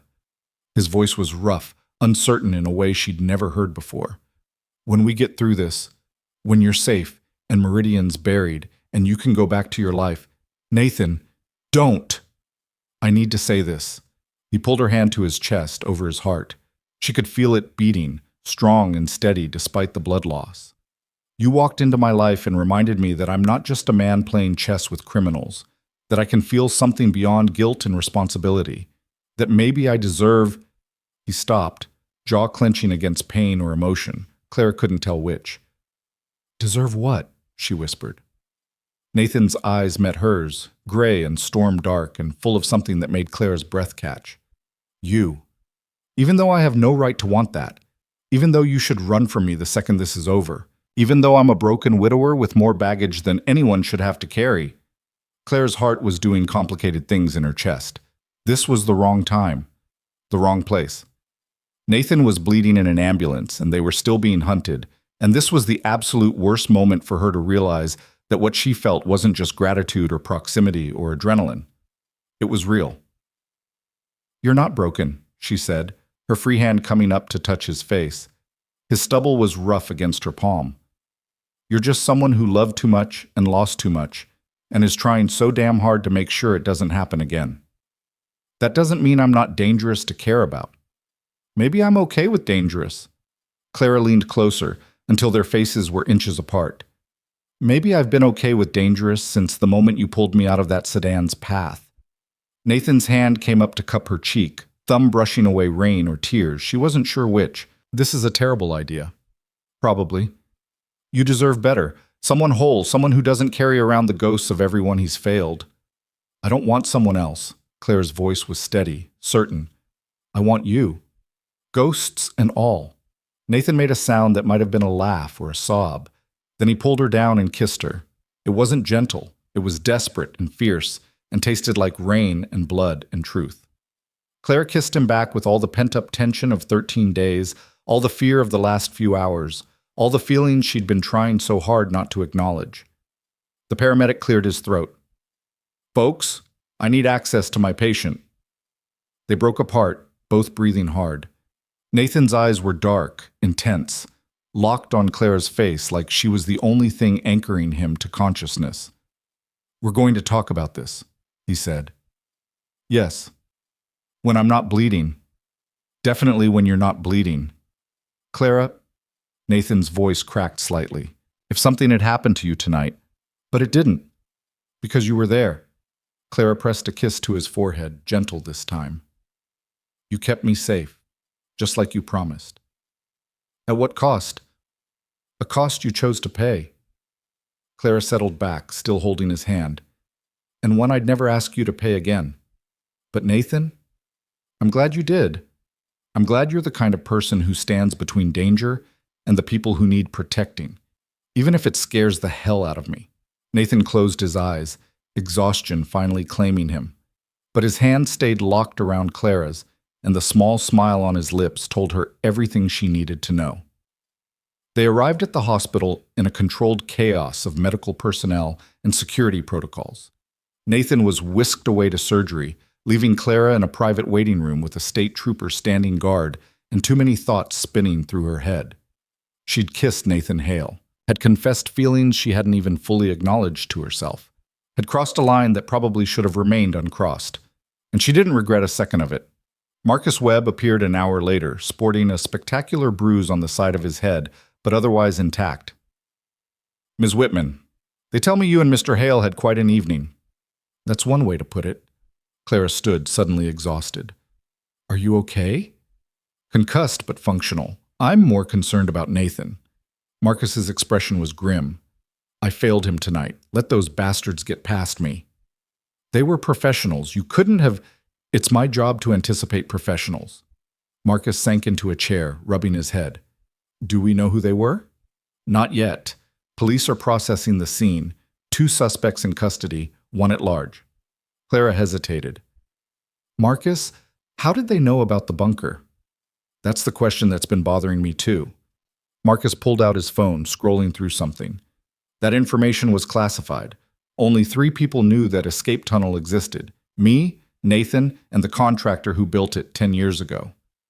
Could someone have hacked the security system?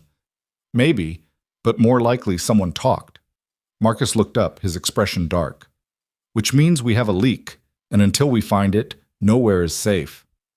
The words landed like ice water.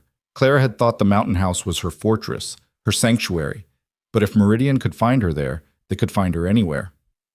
A surgeon emerged from the operating room, still in scrubs. Family of Nathan Hale? Clara and Marcus both stood. The surgeon looked between them. He's stable, the doctor said. Bullet did some muscle damage but missed major arteries and bone. He'll need physical therapy, but full recovery is expected. We're moving him to a private room now. Relief flooded through Clara so powerfully her knees went weak. Marcus steadied her with a hand on her elbow. Can we see him? Clara asked. He's still under sedation, but you can sit with him. The surgeon checked her tablet. Room 412, security clearance only. They found Nathan in a private room with a view of nothing but more rain. He looked smaller somehow, vulnerable in a way Clara had never seen. His shoulder was bandaged, an IV running into his arm, monitors beeping a steady rhythm. Clara took the chair beside his bed, reaching for his hand. Marcus positioned himself by the door, ever the sentinel. He's going to be insufferable when he wakes up, Marcus said. Probably try to discharge himself immediately. I'll sit on him if I have to. Clara brushed hair back from Nathan's forehead, the gesture feeling natural, right. He needs to rest. Ms. Whitman? Marcus's voice was careful. I've known Nathan for 6 years, worked for him for 5. In all that time, I've never seen him look at anyone the way he looks at you. Clara's hand stilled. Marcus, I'm not judging. I'm just saying that Nathan Hale is a complicated man with a complicated history. He cares about people by protecting them. It's the only way he knows how. Marcus met her eyes. If you're going to care about him back, you need to understand that. Need to accept it. I think I'm starting to. Good. Marcus nodded approvingly, because despite his best efforts, he needs someone to protect him too, from himself, if nothing else. Nathan stirred, his eyes fluttering open. They were unfocused at first, clouded with drugs and pain. Then they found Clara and sharpened. You're okay, he rasped. I'm fine. You're the one who got shot, remember? Clara squeezed his hand gently. How do you feel? Like I got shot. Nathan tried to sit up, grimaced, and fell back against the pillows. The intruders? 2 in custody, 1 escaped. Police are handling it. Clara used her free hand to adjust his blanket, needing to do something. You need to rest. Can't. Need to move you to a new location. Need to... Nathan's eyes widened suddenly. Lily. Where's Lily? Still with your sister, Marcus said from the doorway. I called her. Told her you had a minor car accident, nothing serious. She's keeping Lily another week. Relief flooded Nathan's expression. Then his eyes found Clara's again, and something in them made her breath catch. Memory, maybe. Of the ambulance, of what they'd said to each other. We should talk, he said quietly. You should sleep, Clara countered. We can talk when you're not high on painkillers. I meant what I said. In the ambulance. Nathan's hand turned in hers, fingers lacing together. All of it. Clara was aware of Marcus very carefully, not looking at them. So did I. Nathan's expression transformed, relief and wonder, and something that looked dangerously close to hope. Clara, sleep first, she interrupted gently. Everything else can wait. Promise you'll be here when I wake up. I promise. Nathan's eyes drifted closed, the drugs pulling him under, but his hand stayed locked around Clara's, an anchor neither of them seemed willing to release. Marcus stayed by the door while Clara kept vigil at Nathan's bedside, watching the steady rise and fall of his chest, the way his features relaxed in drugged sleep. She'd released his hand only once in 3 hours, and that was to use the bathroom. Every time she let go, she felt the absence like a physical ache. This was dangerous territory. She knew that. Nathan Hale was her protector, her benefactor, a man who'd inserted himself into her life under extraordinary circumstances. Getting emotionally involved was textbook Stockholm Syndrome, wasn't it? Gratitude masquerading as something deeper? Except Clara had never been good at lying to herself. And this didn't feel like gratitude. This felt like standing at the edge of something vast and terrifying and inevitable. Around midnight, Marcus's phone buzzed. He stepped into the hallway to take the call, leaving Clara alone with Nathan and the quiet beeping of medical equipment. Through the rain-streaked window, Boston glowed in the distance, a reminder of the world that still existed beyond hospital walls and assassination attempts. Marcus returned with an expression Clara had learned to read as trouble. That was Detective Reeves from the state police. They identified the 2 suspects in custody. Marcus moved closer, lowering his voice even though Nathan was unconscious. Former military contractors. Both of them worked for a private security firm called Aegis Solutions. Clara's journalist instincts fired. That name sounds familiar. It should. Aegis Solutions has done contract work for Meridian Pharmaceutical, security consultations, risk assessment, executive protection. Marcus's tone was grim. The connection is documented but buried under enough corporate layers to provide plausible deniability. So, Meridian hired professional killers to come after me. Meridian hired a security firm that employs men with particular skill sets. What those men choose to do on their own time is technically not Meridian's responsibility. Marcus's expression was disgusted. It's the same model drug cartels use, enough separation to avoid direct culpability. Clara felt sick. What about the third man, the one who got away? No ID yet, but they're working on it. Marcus checked his watch. Detective Reeves wants to interview you tomorrow. Get your statement on record. And Ms. Whitman, he strongly suggested you consider witness protection. Federal witness protection? It's an option. New identity, new location, complete severance from your previous life. Marcus's voice was carefully neutral. It would keep you safe. It would also mean abandoning my career, my sources, everything I've worked for. Clara looked down at Nathan's sleeping face. And everyone involved in this. Marcus caught the slip, but didn't comment.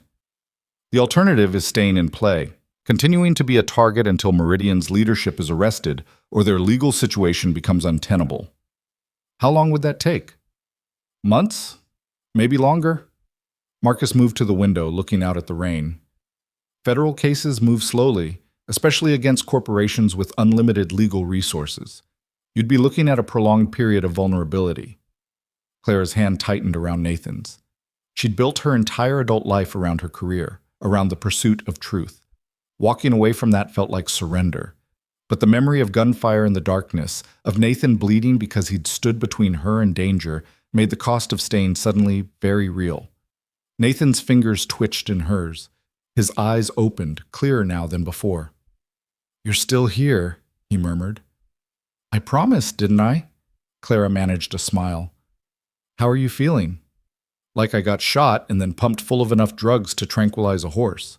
Nathan's gaze shifted to Marcus. "I heard you talking. Witness protection?"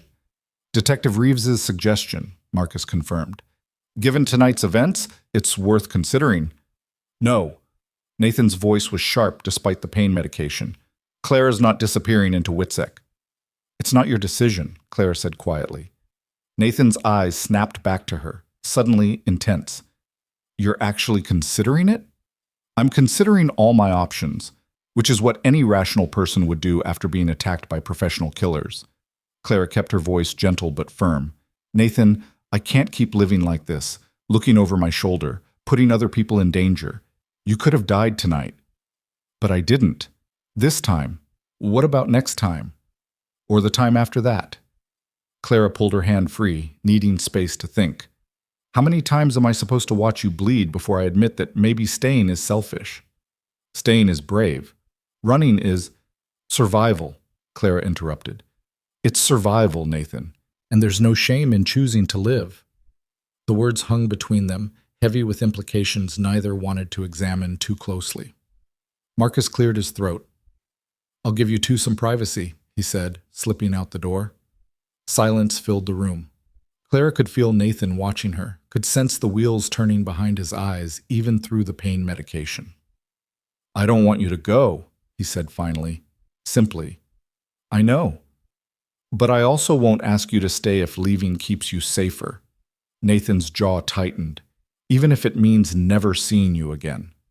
Clara's chest ached. "Nathan, let me finish." He struggled to sit up, grimacing at the pull on his stitches. Clara moved to help him, adjusting pillows, unable to stop touching him even now. "What I said in the ambulance about wanting you, about deserving you, I meant it, but I also meant that you deserve better than this, better than a life spent hiding and running and waiting for the next attack. So you think I should take witness protection? I think you should do whatever you need to do to survive, and if that means disappearing," Nathan's voice cracked slightly, "then I'll help you disappear. I'll make sure you have resources, support, everything you need to start over. And I'll keep investigating Meridian until I can give you back your life." Tears burned Clara's eyes. "You'd do that? Just let me go?" "I'd hate every second of it, but yes." Nathan reached for her hand again, holding it like something precious and fragile. "Because keeping you alive matters more than keeping you close, even if it destroys me to lose you." Clara sat on the edge of his bed, careful of his injuries, and pressed her forehead against his. "You're an idiot." "Probably. A noble, self-sacrificing idiot who makes terrible decisions about his own well-being." "Definitely." Nathan's free hand came up to cup her face. "But I'm your idiot. At least for as long as you'll have me." Clara kissed him, soft and careful, tasting salt from tears she didn't remember crying. Nathan kissed her back with a gentleness that broke her heart, like he was trying to memorize the feel of her lips, the weight of her against him. When they broke apart, Clara said, "I'm not going into witness protection." Nathan's eyes widened. "Clara, I'm not running, not from Meridian, not from this story, and not from you." Clara's voice was steady, certain. "I became a journalist because I believe the truth matters, because exposing corruption and holding powerful people accountable is worth the risk. If I disappear now, Meridian wins. They silence me without even having to kill me. But you'd be alive. I'd be erased. My voice, my work, my entire identity, gone. Replaced by some manufactured life in some anonymous town where I'd spend every day looking over my shoulder anyway." Clara shook her head. "That's not survival, Nathan. That's just a different kind of death." Nathan was quiet for a long moment, studying her face. "You're sure about this?" "I'm sure." "Then we do this differently. Smarter."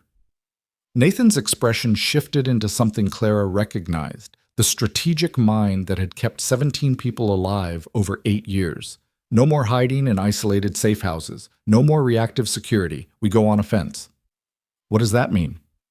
It means we stop waiting for Meridian to make the next move. We force their hand. Nathan's grip on her hand tightened. "I have 8 years of evidence. Financial crimes, shell companies, money laundering. I've been holding it back because I didn't have the smoking gun connecting it all to criminal intent. But your article provided that connection. If we release everything now, together, it becomes too big to suppress." Clara's mind raced. "You're talking about going public with your entire investigation." "More than that. I'm talking about a coordinated release across multiple platforms. Traditional media, social media, direct submission to federal prosecutors. Make it impossible for Meridian to contain." Nathan's eyes gleamed with something fierce and determined. "They sent killers after you because you're one journalist they thought they could silence. But if the story becomes bigger than just you, if it's everywhere at once, you stop being a target worth eliminating. Because killing me wouldn't stop the story anymore." "Exactly. You become more valuable alive as a witness than dead as a martyr." Nathan shifted, wincing at the pain. "But Clara, this only works if we're thorough. If we release everything at once and make sure it's ironclad. One chance to get it right." Clara thought about her sources, her documentation, the months of research she'd poured into her original article. Combined with Nathan's 8 years of financial investigation, they'd have enough evidence to bury Meridian completely. How long would it take to put together? With both of us working? A week? Maybe less if we bring in the right people. Nathan was already planning. She could see it in his eyes. We'll need your editor's cooperation, legal review, source protection protocols, and we'll need to coordinate the timing perfectly. And you're planning all this from a hospital bed with a bullet wound in your shoulder. I do my best work under pressure. Nathan managed a slight smile. Besides, if they're going to try to kill us anyway, we might as well make it worth their while. The audacity of it made Clara laugh, slightly hysterical. This is insane. This is war. And in war, the best defense is overwhelming offense. Nathan's expression sobered. But I need to know you're committed, because once we start this, there's no taking it back. Meridian will use every resource they have to destroy us, legally, financially, personally. They'll dig up every mistake you've ever made, every questionable decision, every private moment. They'll try to discredit you, intimidate your sources, make you toxic to every media outlet in the country. They're already trying to do that. Not like this. This will be scorched earth. Nathan's thumb brushed across her knuckles. I can handle it. I have the money and the legal team and the thick skin. But you, Clara, they'll come after you with everything they have. Are you ready for that? Clara thought about the 43 people who'd died in Meridian's trials, thought about the hundreds more Nathan suspected, thought about all the future victims who'd suffer if Meridian was allowed to continue operating. I'm ready, she said. But Nathan, I need you to understand something too. I'm not doing this because you're protecting me or because we're whatever we are. I'm doing this because it's the right thing to do. Because those 43 people deserve justice, and someone has to be willing to stand up and demand it. Pride flickered across Nathan's face. That's why He stopped himself. Why you what? Nathan looked away, suddenly uncertain in a way Clara had never seen. Why I think you're the bravest person I've ever met. That wasn't what he'd been about to say. Clara knew it, but she let it pass, filing it away for later examination. So we do this, she said, together. Together. Nathan brought her hand to his lips, pressing a kiss to her knuckles. But first, I need to heal enough to be useful, which means at least 48 hours of actually resting like the doctors ordered. I'll believe that when I see it. I'm serious. I'm useless to you like this. Nathan settled back against the pillows, exhaustion etched into his features. Stay with me? Just for tonight? Clara looked at the narrow hospital bed, the tangle of IV lines, the monitors and equipment crowding the small room. It would be uncomfortable, impractical, probably against hospital policy. Move over, she said. Nathan shifted with a grunt of pain, making space. Clara kicked off her shoes and carefully climbed onto the bed beside him, fitting herself against his uninjured side. His arm came around her, holding her close. This is definitely against hospital policy, Nathan murmured into her hair. So is coordinating a media offensive against a pharmaceutical giant while recovering from surgery. We're already rule breakers. Nathan's laugh rumbled through his chest. Fair point. They lay in comfortable silence, listening to rain against the windows and the steady beep of Nathan's heart monitor. Clara felt herself relaxing for the first time in hours, the warmth of Nathan's body and the security of his arms creating a bubble of safety in an otherwise chaotic world. Nathan, she said quietly, what you almost said before, about why you think I'm brave. His arm tightened around her. Clara, I know what you were going to say, and I need you to know that She paused, gathering courage. I feel it too. Whatever this is between us. It scares me, and it's probably incredibly stupid timing, and we barely know each other outside of crisis situations, but I feel it. Nathan was quiet for so long, Clara thought maybe he'd fallen asleep. Then he said softly, I never expected this. After Elizabeth died, I thought that part of my life was over, that I'd dedicate myself to Lily and to the work, and that would be enough. Then you walked into my world with your courage and your principles and your absolute refusal to back down, and suddenly everything I thought I knew about myself shifted. I'm sorry about Elizabeth. I'm sorry you lost her. So am I. Every day. Nathan's voice was thick with old grief. But Clara, loving her and losing her taught me something important. Life is brutally, unfairly short. And spending it afraid to care about people because you might lose them is just another kind of death. Clara shifted to look up at him, finding his gray eyes in the dim hospital lighting. So what are you saying? I'm saying that when this is over, when Meridian is buried and you're safe and we can both breathe again, I'd like to take you to dinner. A real date, not a strategic meeting or a security briefing, just two people who are terrified and hopeful and willing to see what happens next. Clara's heart did complicated things in her chest. I'd like that. Yeah? Yeah. She pressed a kiss to his jaw. But Nathan, you need to understand that I'm not Elizabeth. I'm not going to be someone who needs protecting 24/7. I'm going to keep being a journalist, keep taking risks, keep chasing stories that make powerful people uncomfortable. Can you handle that? Nathan considered this carefully. Honestly, it's going to drive me insane. Every time you walk into a dangerous situation, every time you publish something that makes enemies, I'm going to want to wrap you in security protocols and keep you locked away somewhere safe. That's not encouraging. But, Nathan continued, I also understand that your work is who you are, that asking you to stop would be asking you to stop being the person I'm falling for. So I'll handle it. Probably badly at first, with a lot of anxiety and overprotective behavior that you'll have to call me out on, but I'll handle it. Clara smiled against his shoulder. Falling for? Did I say that out loud? You did. Damn pain medication, making me honest. But Nathan was smiling too. She could hear it in his voice. For what it's worth, I'm falling too. Have been since you pulled me out of that sedan's path. Maybe before, when you were just a mysterious billionaire stalking me for my own protection. I wasn't stalking, I was conducting surveillance. That's literally the same thing. Context matters. They dissolved into quiet laughter, the kind that comes from exhaustion and relief, and the giddy realization that something impossible might actually be possible. A nurse appeared in the doorway, took one look at them tangled together in the hospital bed, and raised an eyebrow. Mr. Hale, you're supposed to be resting. I am resting, Nathan said innocently. With a journalist in your bed? She's emotional support. The nurse's expression suggested she'd heard every excuse imaginable. Visiting hours ended 2 hours ago. I'm not leaving, Clara said before Nathan could argue. You can throw me out, but I'll just wait in the hallway and sneak back in when you're not looking.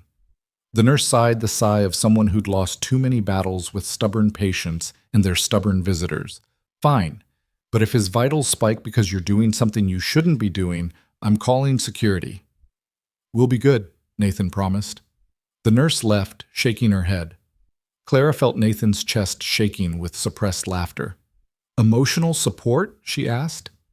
It's technically true. You are supporting me emotionally. You're ridiculous. You like it. Clara couldn't argue with that. She settled back against him, feeling the steady rhythm of his breathing, the warmth of his hand on her back. Get some sleep, Nathan murmured. Tomorrow we start planning how to destroy a pharmaceutical empire. Most romantic thing anyone's ever said to me. I aim to please. But despite the joking, Clara heard the steel underneath Nathan's words. Tomorrow they'd begin the real work. Tomorrow they'd stop running and start fighting back. Tonight, though, she let herself just be. A woman falling for a complicated man in the middle of an impossible situation, finding comfort in his arms while rain washed away the blood and fear of the longest night of her life. Marcus appeared at dawn with coffee and news. Clara had extracted herself from Nathan's bed sometime around 5, not wanting to give the day shift nurses ammunition for judgment. She was back in the chair by his bedside, holding his hand while he slept, when Marcus entered. They found him, Marcus said quietly. The third intruder. State police tracked him to a motel outside Springfield. He's in custody now. Relief flooded through Clara. Did he talk? He lawyered up immediately, but his phone records tell a story. Multiple calls to a number registered to an Aegis Solutions supervisor. Text messages with coordinates for the Mountain House. Marcus's expression was grim. They knew exactly where we were, how to breach security, where the bunker was located. Someone gave them detailed intelligence. Nathan's eyes opened. The contractor, the one who built the escape tunnel. That's my thinking too. Marcus pulled out his phone, showing Nathan something. Thomas Vickers, retired engineer, did the bunker conversion in 2016. I started digging into his recent activity. Turns out he's been having financial troubles. His construction company went bankrupt last year. He's facing foreclosure on his home. So Meridian bought him, Clara said, offered him money to betray client confidentiality. More than that, they probably had someone approach him months ago, establishing a relationship, building leverage.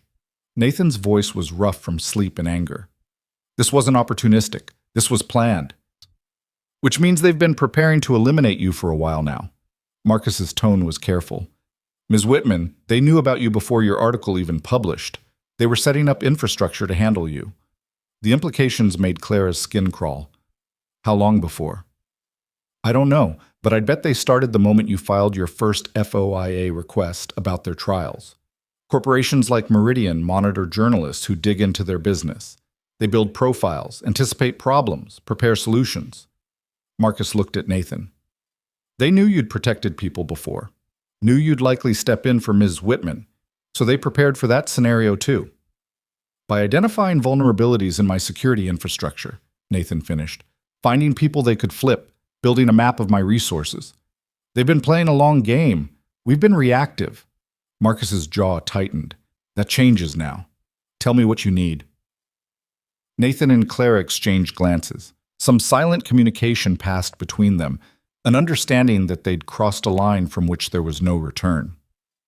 Get me my laptop, Nathan said. All my research files on Meridian, financial records, shell company documentation, everything, and contact Clara's editor. Tell him we need a meeting, today if possible. You're supposed to be resting. I'll rest when Meridian's executives are in handcuffs. Nathan struggled to sit up, wincing.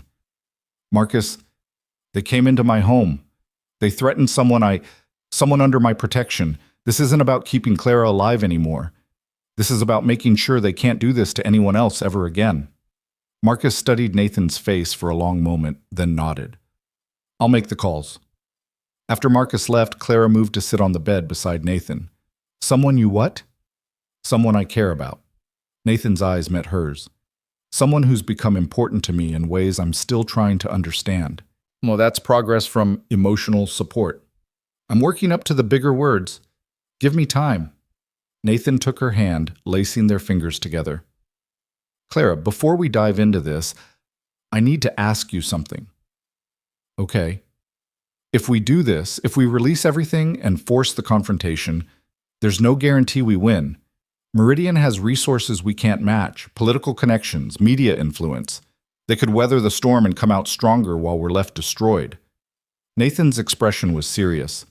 I need to know you understand that risk, that you're making this choice with full awareness of what we're up against.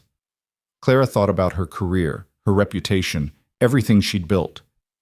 Then she thought about the 43 names in her article, real people with families who'd trusted Meridian and paid with their lives. I understand, she said, and I'm still in. Even if it costs you everything? Even then, Clara squeezed his hand. Some stories are worth telling regardless of the cost.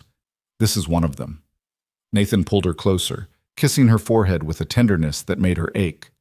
Then let's bring them down. Marcus Grayson arrived at the hospital 3 hours later with a laptop bag and the kind of grim determination that told Clara he understood exactly what they were about to do. Nathan had been discharged against medical advice, his arm in a sling and enough painkillers in his system to make most people useless. But Nathan Hale wasn't most people.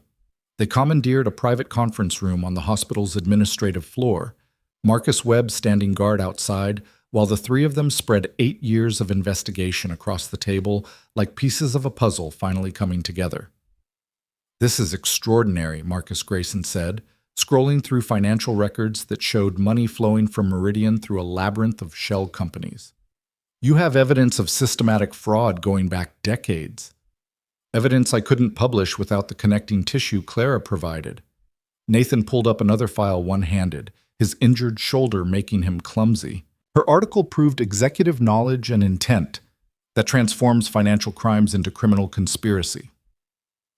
Clara studied the documents, her journalist's mind cataloging the scope of what they had. We're not just talking about illegal trials anymore. This is money laundering, tax evasion, bribery of foreign officials. We're talking about RICO charges. Racketeer Influenced and Corrupt Organizations Act, Marcus Grayson confirmed. If federal prosecutors bring RICO charges, they can seize assets, dissolve the corporation, go after every executive who benefited. It's the nuclear option. Good, Nathan said flatly. They tried to kill Clara, twice. They deserve the nuclear option. Marcus Grayson looked between them, clearly noting the way Nathan's good hand rested on Clara's lower back, the way she leaned into him unconsciously. Are you two? Focused on destroying Meridian, Clara interrupted. That's what we are right now. But she didn't move away from Nathan's touch, and her editor was too smart to miss the implication. All right, Marcus said carefully. Then let's talk strategy. We need multiple outlets publishing simultaneously. The Chronicle, obviously, but also the Times, the Post, maybe the Journal, financial press, investigative press, mainstream media. Make it impossible to suppress. I have contacts at ProPublica, Clara offered. They'd jump at this. And the Guardian's investigative team has been following pharmaceutical corruption. We also need to coordinate with federal prosecutors, Nathan added. Make sure they have everything they need to move fast. Once this goes public, Meridian's executives will start destroying evidence and fleeing the country. We need arrest warrants ready to execute. Marcus Webb knocked once and entered without waiting for permission. We have a problem. Detective Reeves just called. The 3 suspects in custody all made bail an hour ago. The room went cold. That's impossible, Nathan said. They attempted murder. Bail should be... Their lawyers argued they were acting as private security, responding to what they believed was a break-in at the property. Self-defense. Marcus's expression was disgusted. The judge bought it, or was bought. Either way, they're out. Clara felt Nathan tense beside her. Where are they now? Unknown. They posted bail and disappeared. Marcus moved to the window, checking the parking lot with professional paranoia. Which means we're exposed. They know we're here. They know we're putting something together. Then we move faster. Nathan was already typing on his laptop, his injured shoulder making him grimace but not slowing him down. Marcus, I need you to contact the U.S. Attorney's Office for Massachusetts. Tell them we have evidence of ongoing criminal conspiracy and we need an emergency meeting today. Nathan, it's Sunday. I don't care what day it is.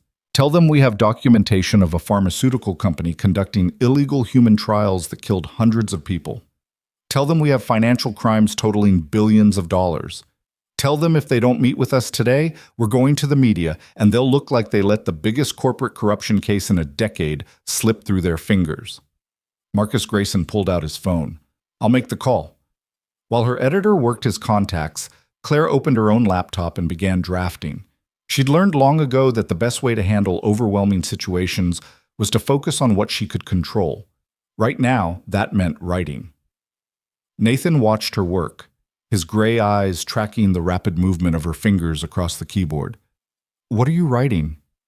The follow-up article, the one that connects all of this together. Clara didn't look up, momentum carrying her forward. If we're doing this, we're doing it right. Complete story, full documentation, every source protected and verified. Let me see. Clara angled the screen toward him. Nathan read in silence, occasionally nodding or making small sounds of approval. When he reached the section about the assassination attempts, his jaw tightened. You're going on record about the attacks. I have to. It's part of the story. Clara met his eyes. Meridian didn't just commit fraud. They tried to murder a journalist to cover it up. That matters. It also paints a target on you that can't be erased.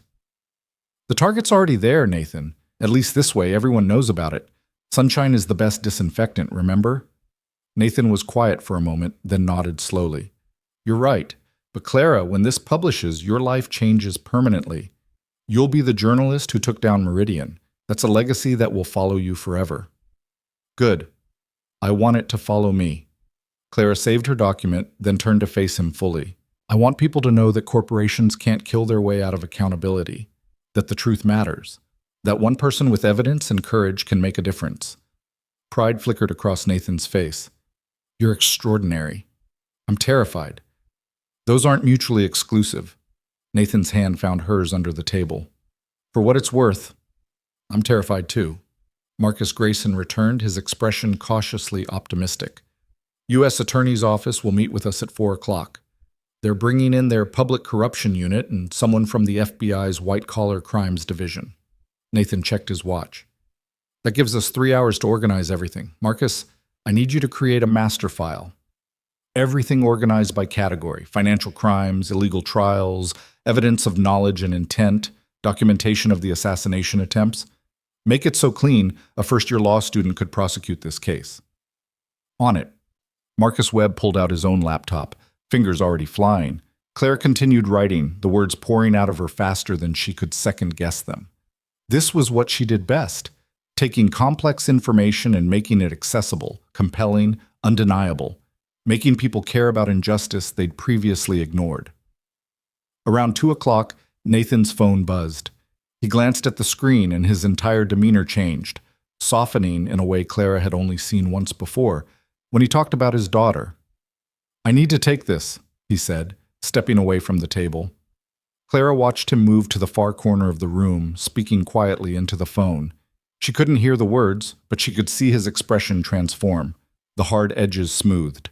The calculated strategist became just a father talking to his child. When he returned, there was a different kind of tension in his shoulders. Lily? Clara asked quietly. She wants to know when I'm coming home. I told her soon. Nathan rubbed his face with his good hand.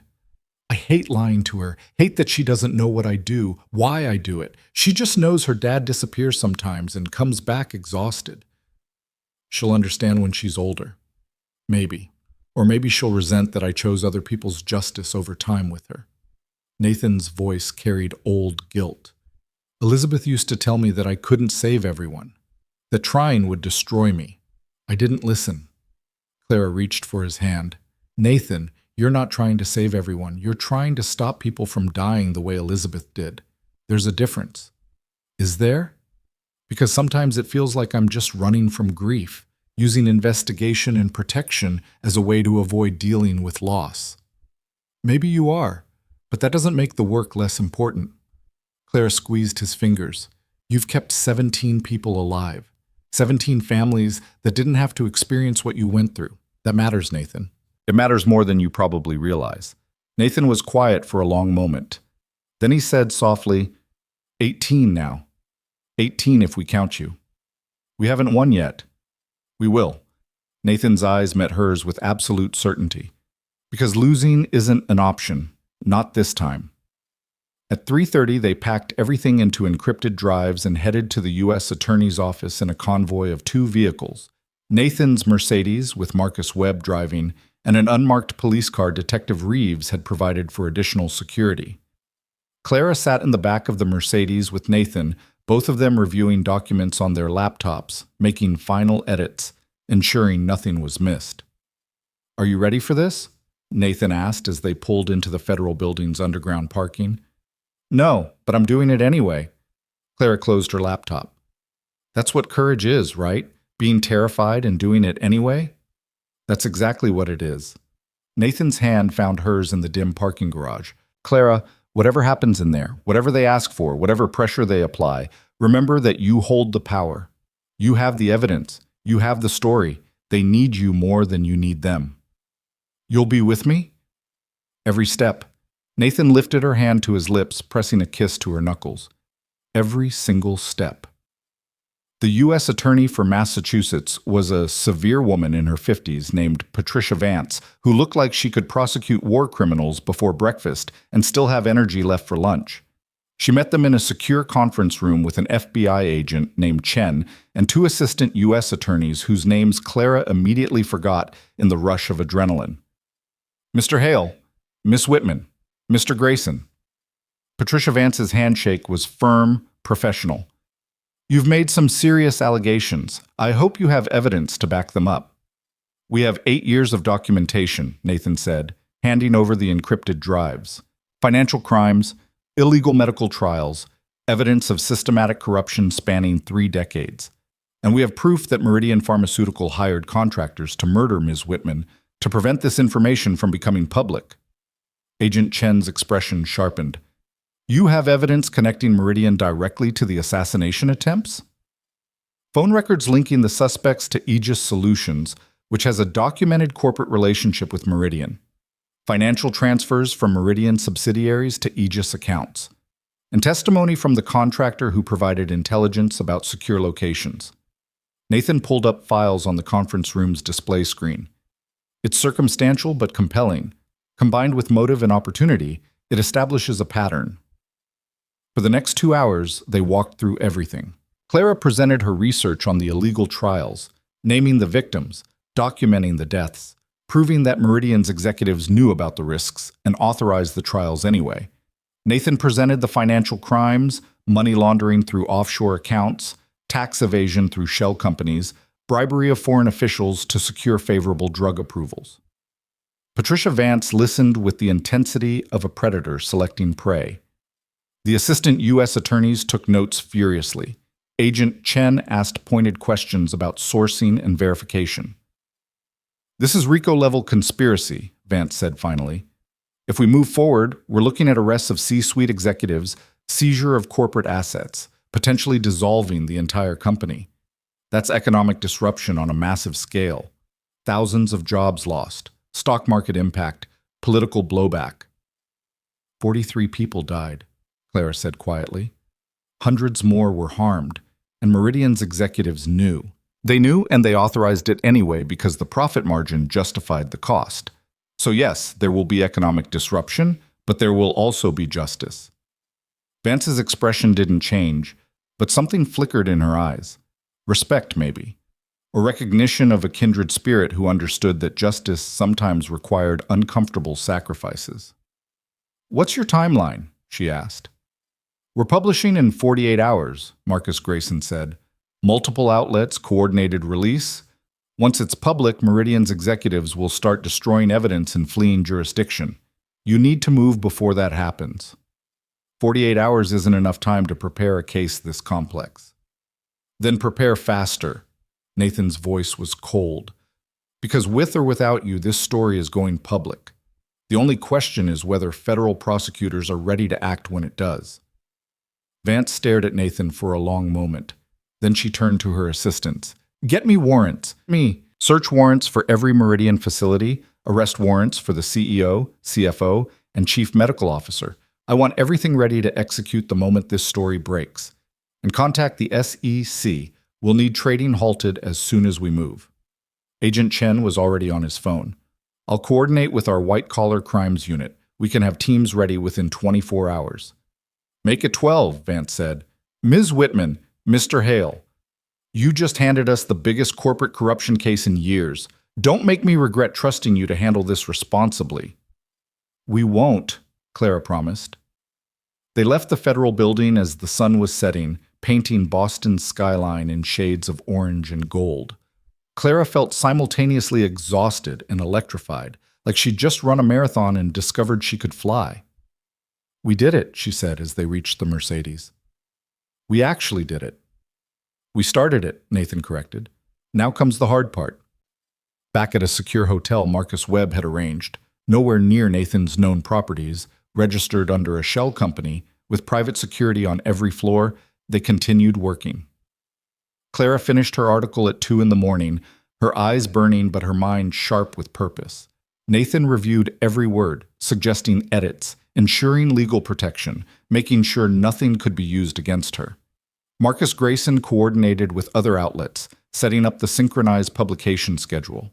The Times, The Post, The Guardian, ProPublica. All of them would publish within a 15-minute window, creating a media tsunami that Meridian couldn't hope to contain. At 4 a.m, Clara finally stopped. Her laptop screen blurred, her fingers cramping, her brain too full of facts and figures and the weight of what they were about to unleash. Nathan found her standing at the hotel window, looking out at the sleeping city. "You should rest," he said, coming to stand beside her. "I can't. Every time I close my eyes, I see those 43 names." Clara leaned against him, grateful for his solid warmth. "What if this doesn't work? What if Meridian's lawyers find a way to bury everything? What if those people died for nothing?" "They didn't die for nothing. They died because a corporation valued profit over human life. Your article ensures people know that. Your investigation ensures they're remembered. Nathan's arm came around her shoulders. That's not nothing, Clara. That's everything. I'm scared. Good. Fear means you understand the stakes. Nathan turned her to face him, his gray eyes serious in the dim hotel lighting. But don't let fear stop you from doing what you know is right. You've come too far for that. Clara looked up at this complicated man who'd crashed into her life with protection she didn't ask for and feelings she hadn't expected. When this is over, when Meridian's executives are arrested and the story's published and we can both breathe again, what happens to us? Nathan was quiet for a moment, his hand coming up to cup her face. Honestly, I don't know. We met under extraordinary circumstances. We've been through trauma together. Everything between us has been amplified by danger and adrenaline. It's possible that when things calm down, when we're not fighting for our lives, we'll discover we have nothing in common. Clara's heart sank. Oh. But Nathan's thumb brushed her cheek. It's also possible that we'll discover something real underneath all the chaos. Something worth exploring, something that lasts beyond crisis and becomes the foundation for whatever comes next. Which do you think is more likely? I think you're the bravest, most principled, most infuriating person I've ever met. I think you make me want to be better than I am. I think when you walk into a room, I can't focus on anything else. Nathan's voice went rough. I think I'm already halfway in love with you, and that terrifies me more than anything Meridian could throw at us. Clara's breath caught. Halfway? I'm pacing myself, trying to be smart about this. But Nathan was smiling, that rare, unguarded smile that transformed his entire face. How am I doing? Terribly. You're supposed to maintain professional distance and emotional detachment. Clara rose on her toes, closing the space between them. You're failing spectacularly. Then I might as well commit to the failure. Nathan kissed her, deep and slow and full of promise. Clara kissed him back, pouring everything she couldn't say into the press of her lips against his, gratitude and desire, and the terrifying admission that she was falling too, had been falling since the moment he pulled her from death's path. When they finally broke apart, both breathing hard, Nathan rested his forehead against hers. Whatever happens tomorrow, he said quietly, whatever fallout we face, whatever consequences come from publishing this, I want you to know that meeting you changed something in me. Reminded me that life is more than guilt and protection and running from grief. That maybe I deserve to be happy again.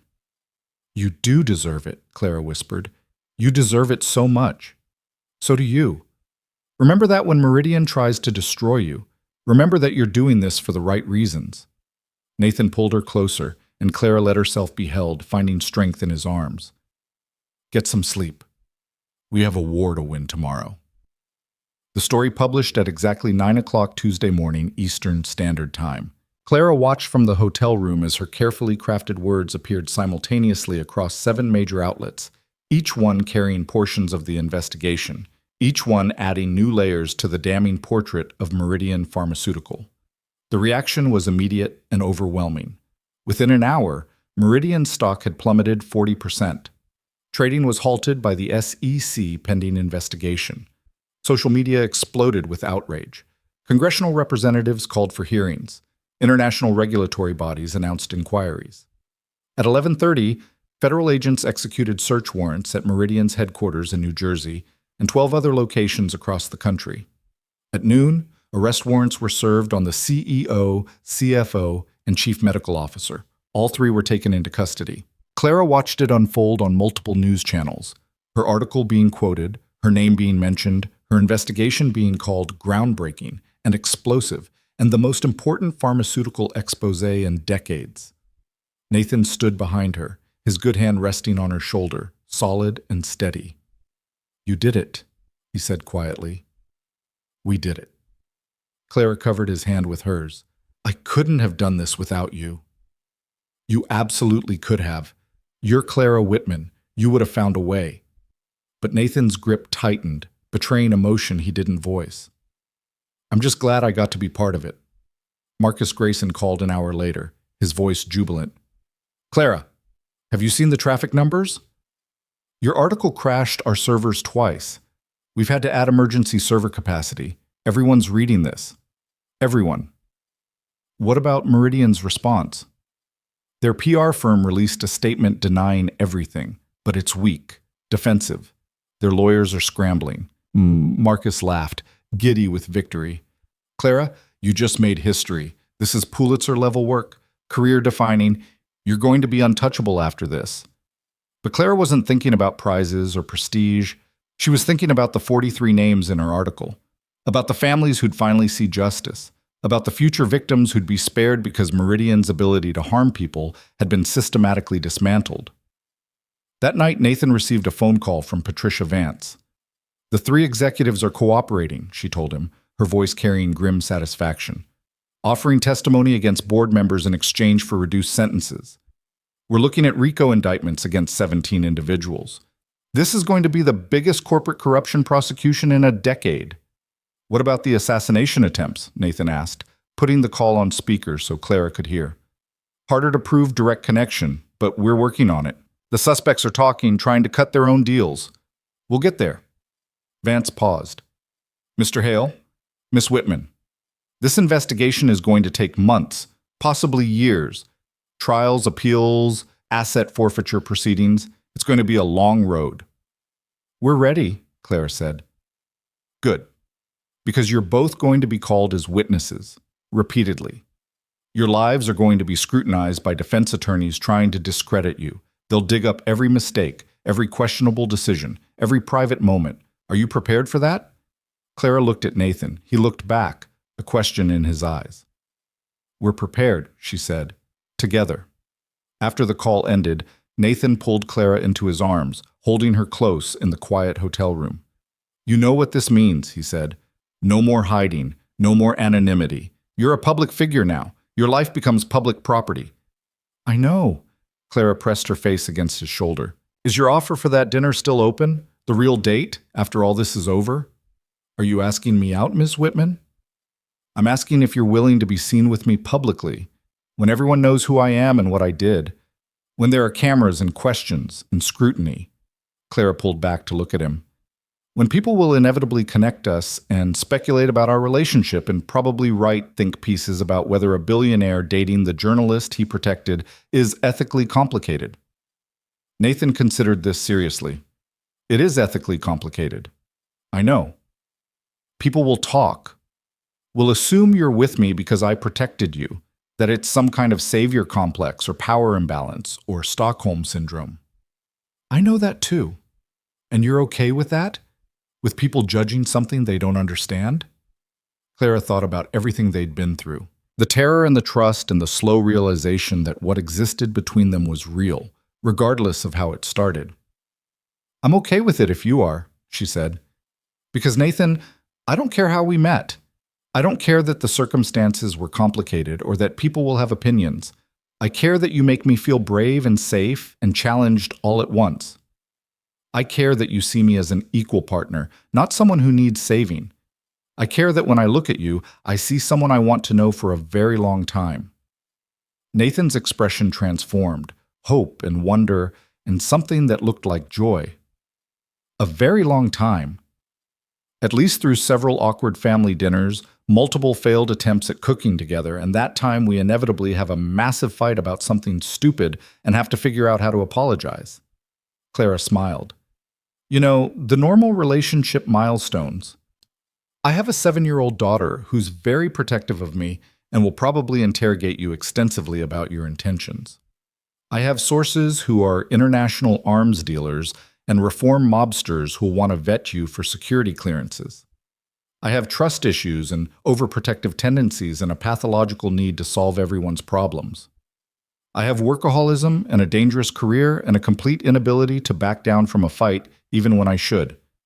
They stared at each other, cataloging their mutual disasters, and started laughing. This is going to be complicated, Nathan said. Absolutely. Clara kissed him. I'm looking forward to it. 3 months later, Clara stood in the Boston Chronicle building accepting the Pulitzer Prize for investigative reporting. Her article about Meridian had sparked 17 federal indictments, congressional hearings, and international investigations. The company was being dissolved, its assets seized, its executives facing decades in prison. Nathan sat in the audience with Lily beside him, both of them clapping as Clara gave her acceptance speech. She talked about the victims, about the importance of holding power accountable, about the responsibility journalists had to speak truth regardless of personal cost. When she finished, when the ceremony ended and people crowded around to congratulate her, Nathan waited patiently at the edge of the room. He'd gotten good at waiting, at letting Clara have her moments without overshadowing them with his own presence or protection. But when Clara finally extracted herself from the crowd, she came straight to him. "Hey," she said, slightly breathless. "Hey yourself, Pulitzer winner." Nathan pulled her close, not caring who saw. "How does it feel?" "Surreal. Overwhelming.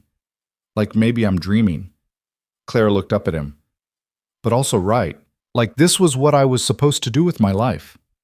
"It was. You changed everything." Nathan brushed hair back from her face. "Ready to get out of here? Lily wants to celebrate with pancakes."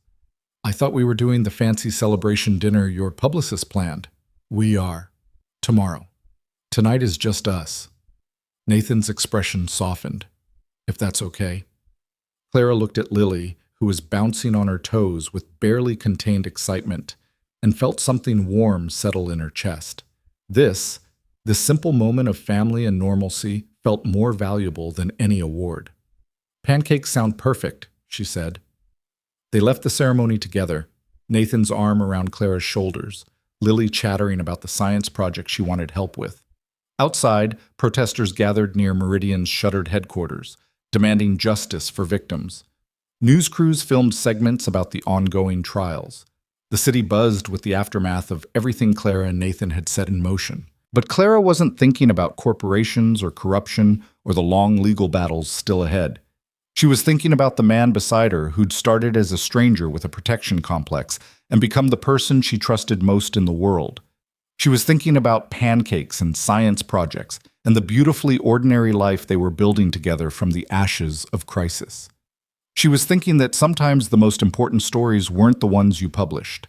Sometimes they were the ones you lived. Nathan caught her looking and smiled, that rare, unguarded smile that still made her heart skip. "What?" "Nothing. Just thinking about how this all started. With me stalking you for your own protection. With you saving my life." Clara squeezed his hand. "Best decision you ever made."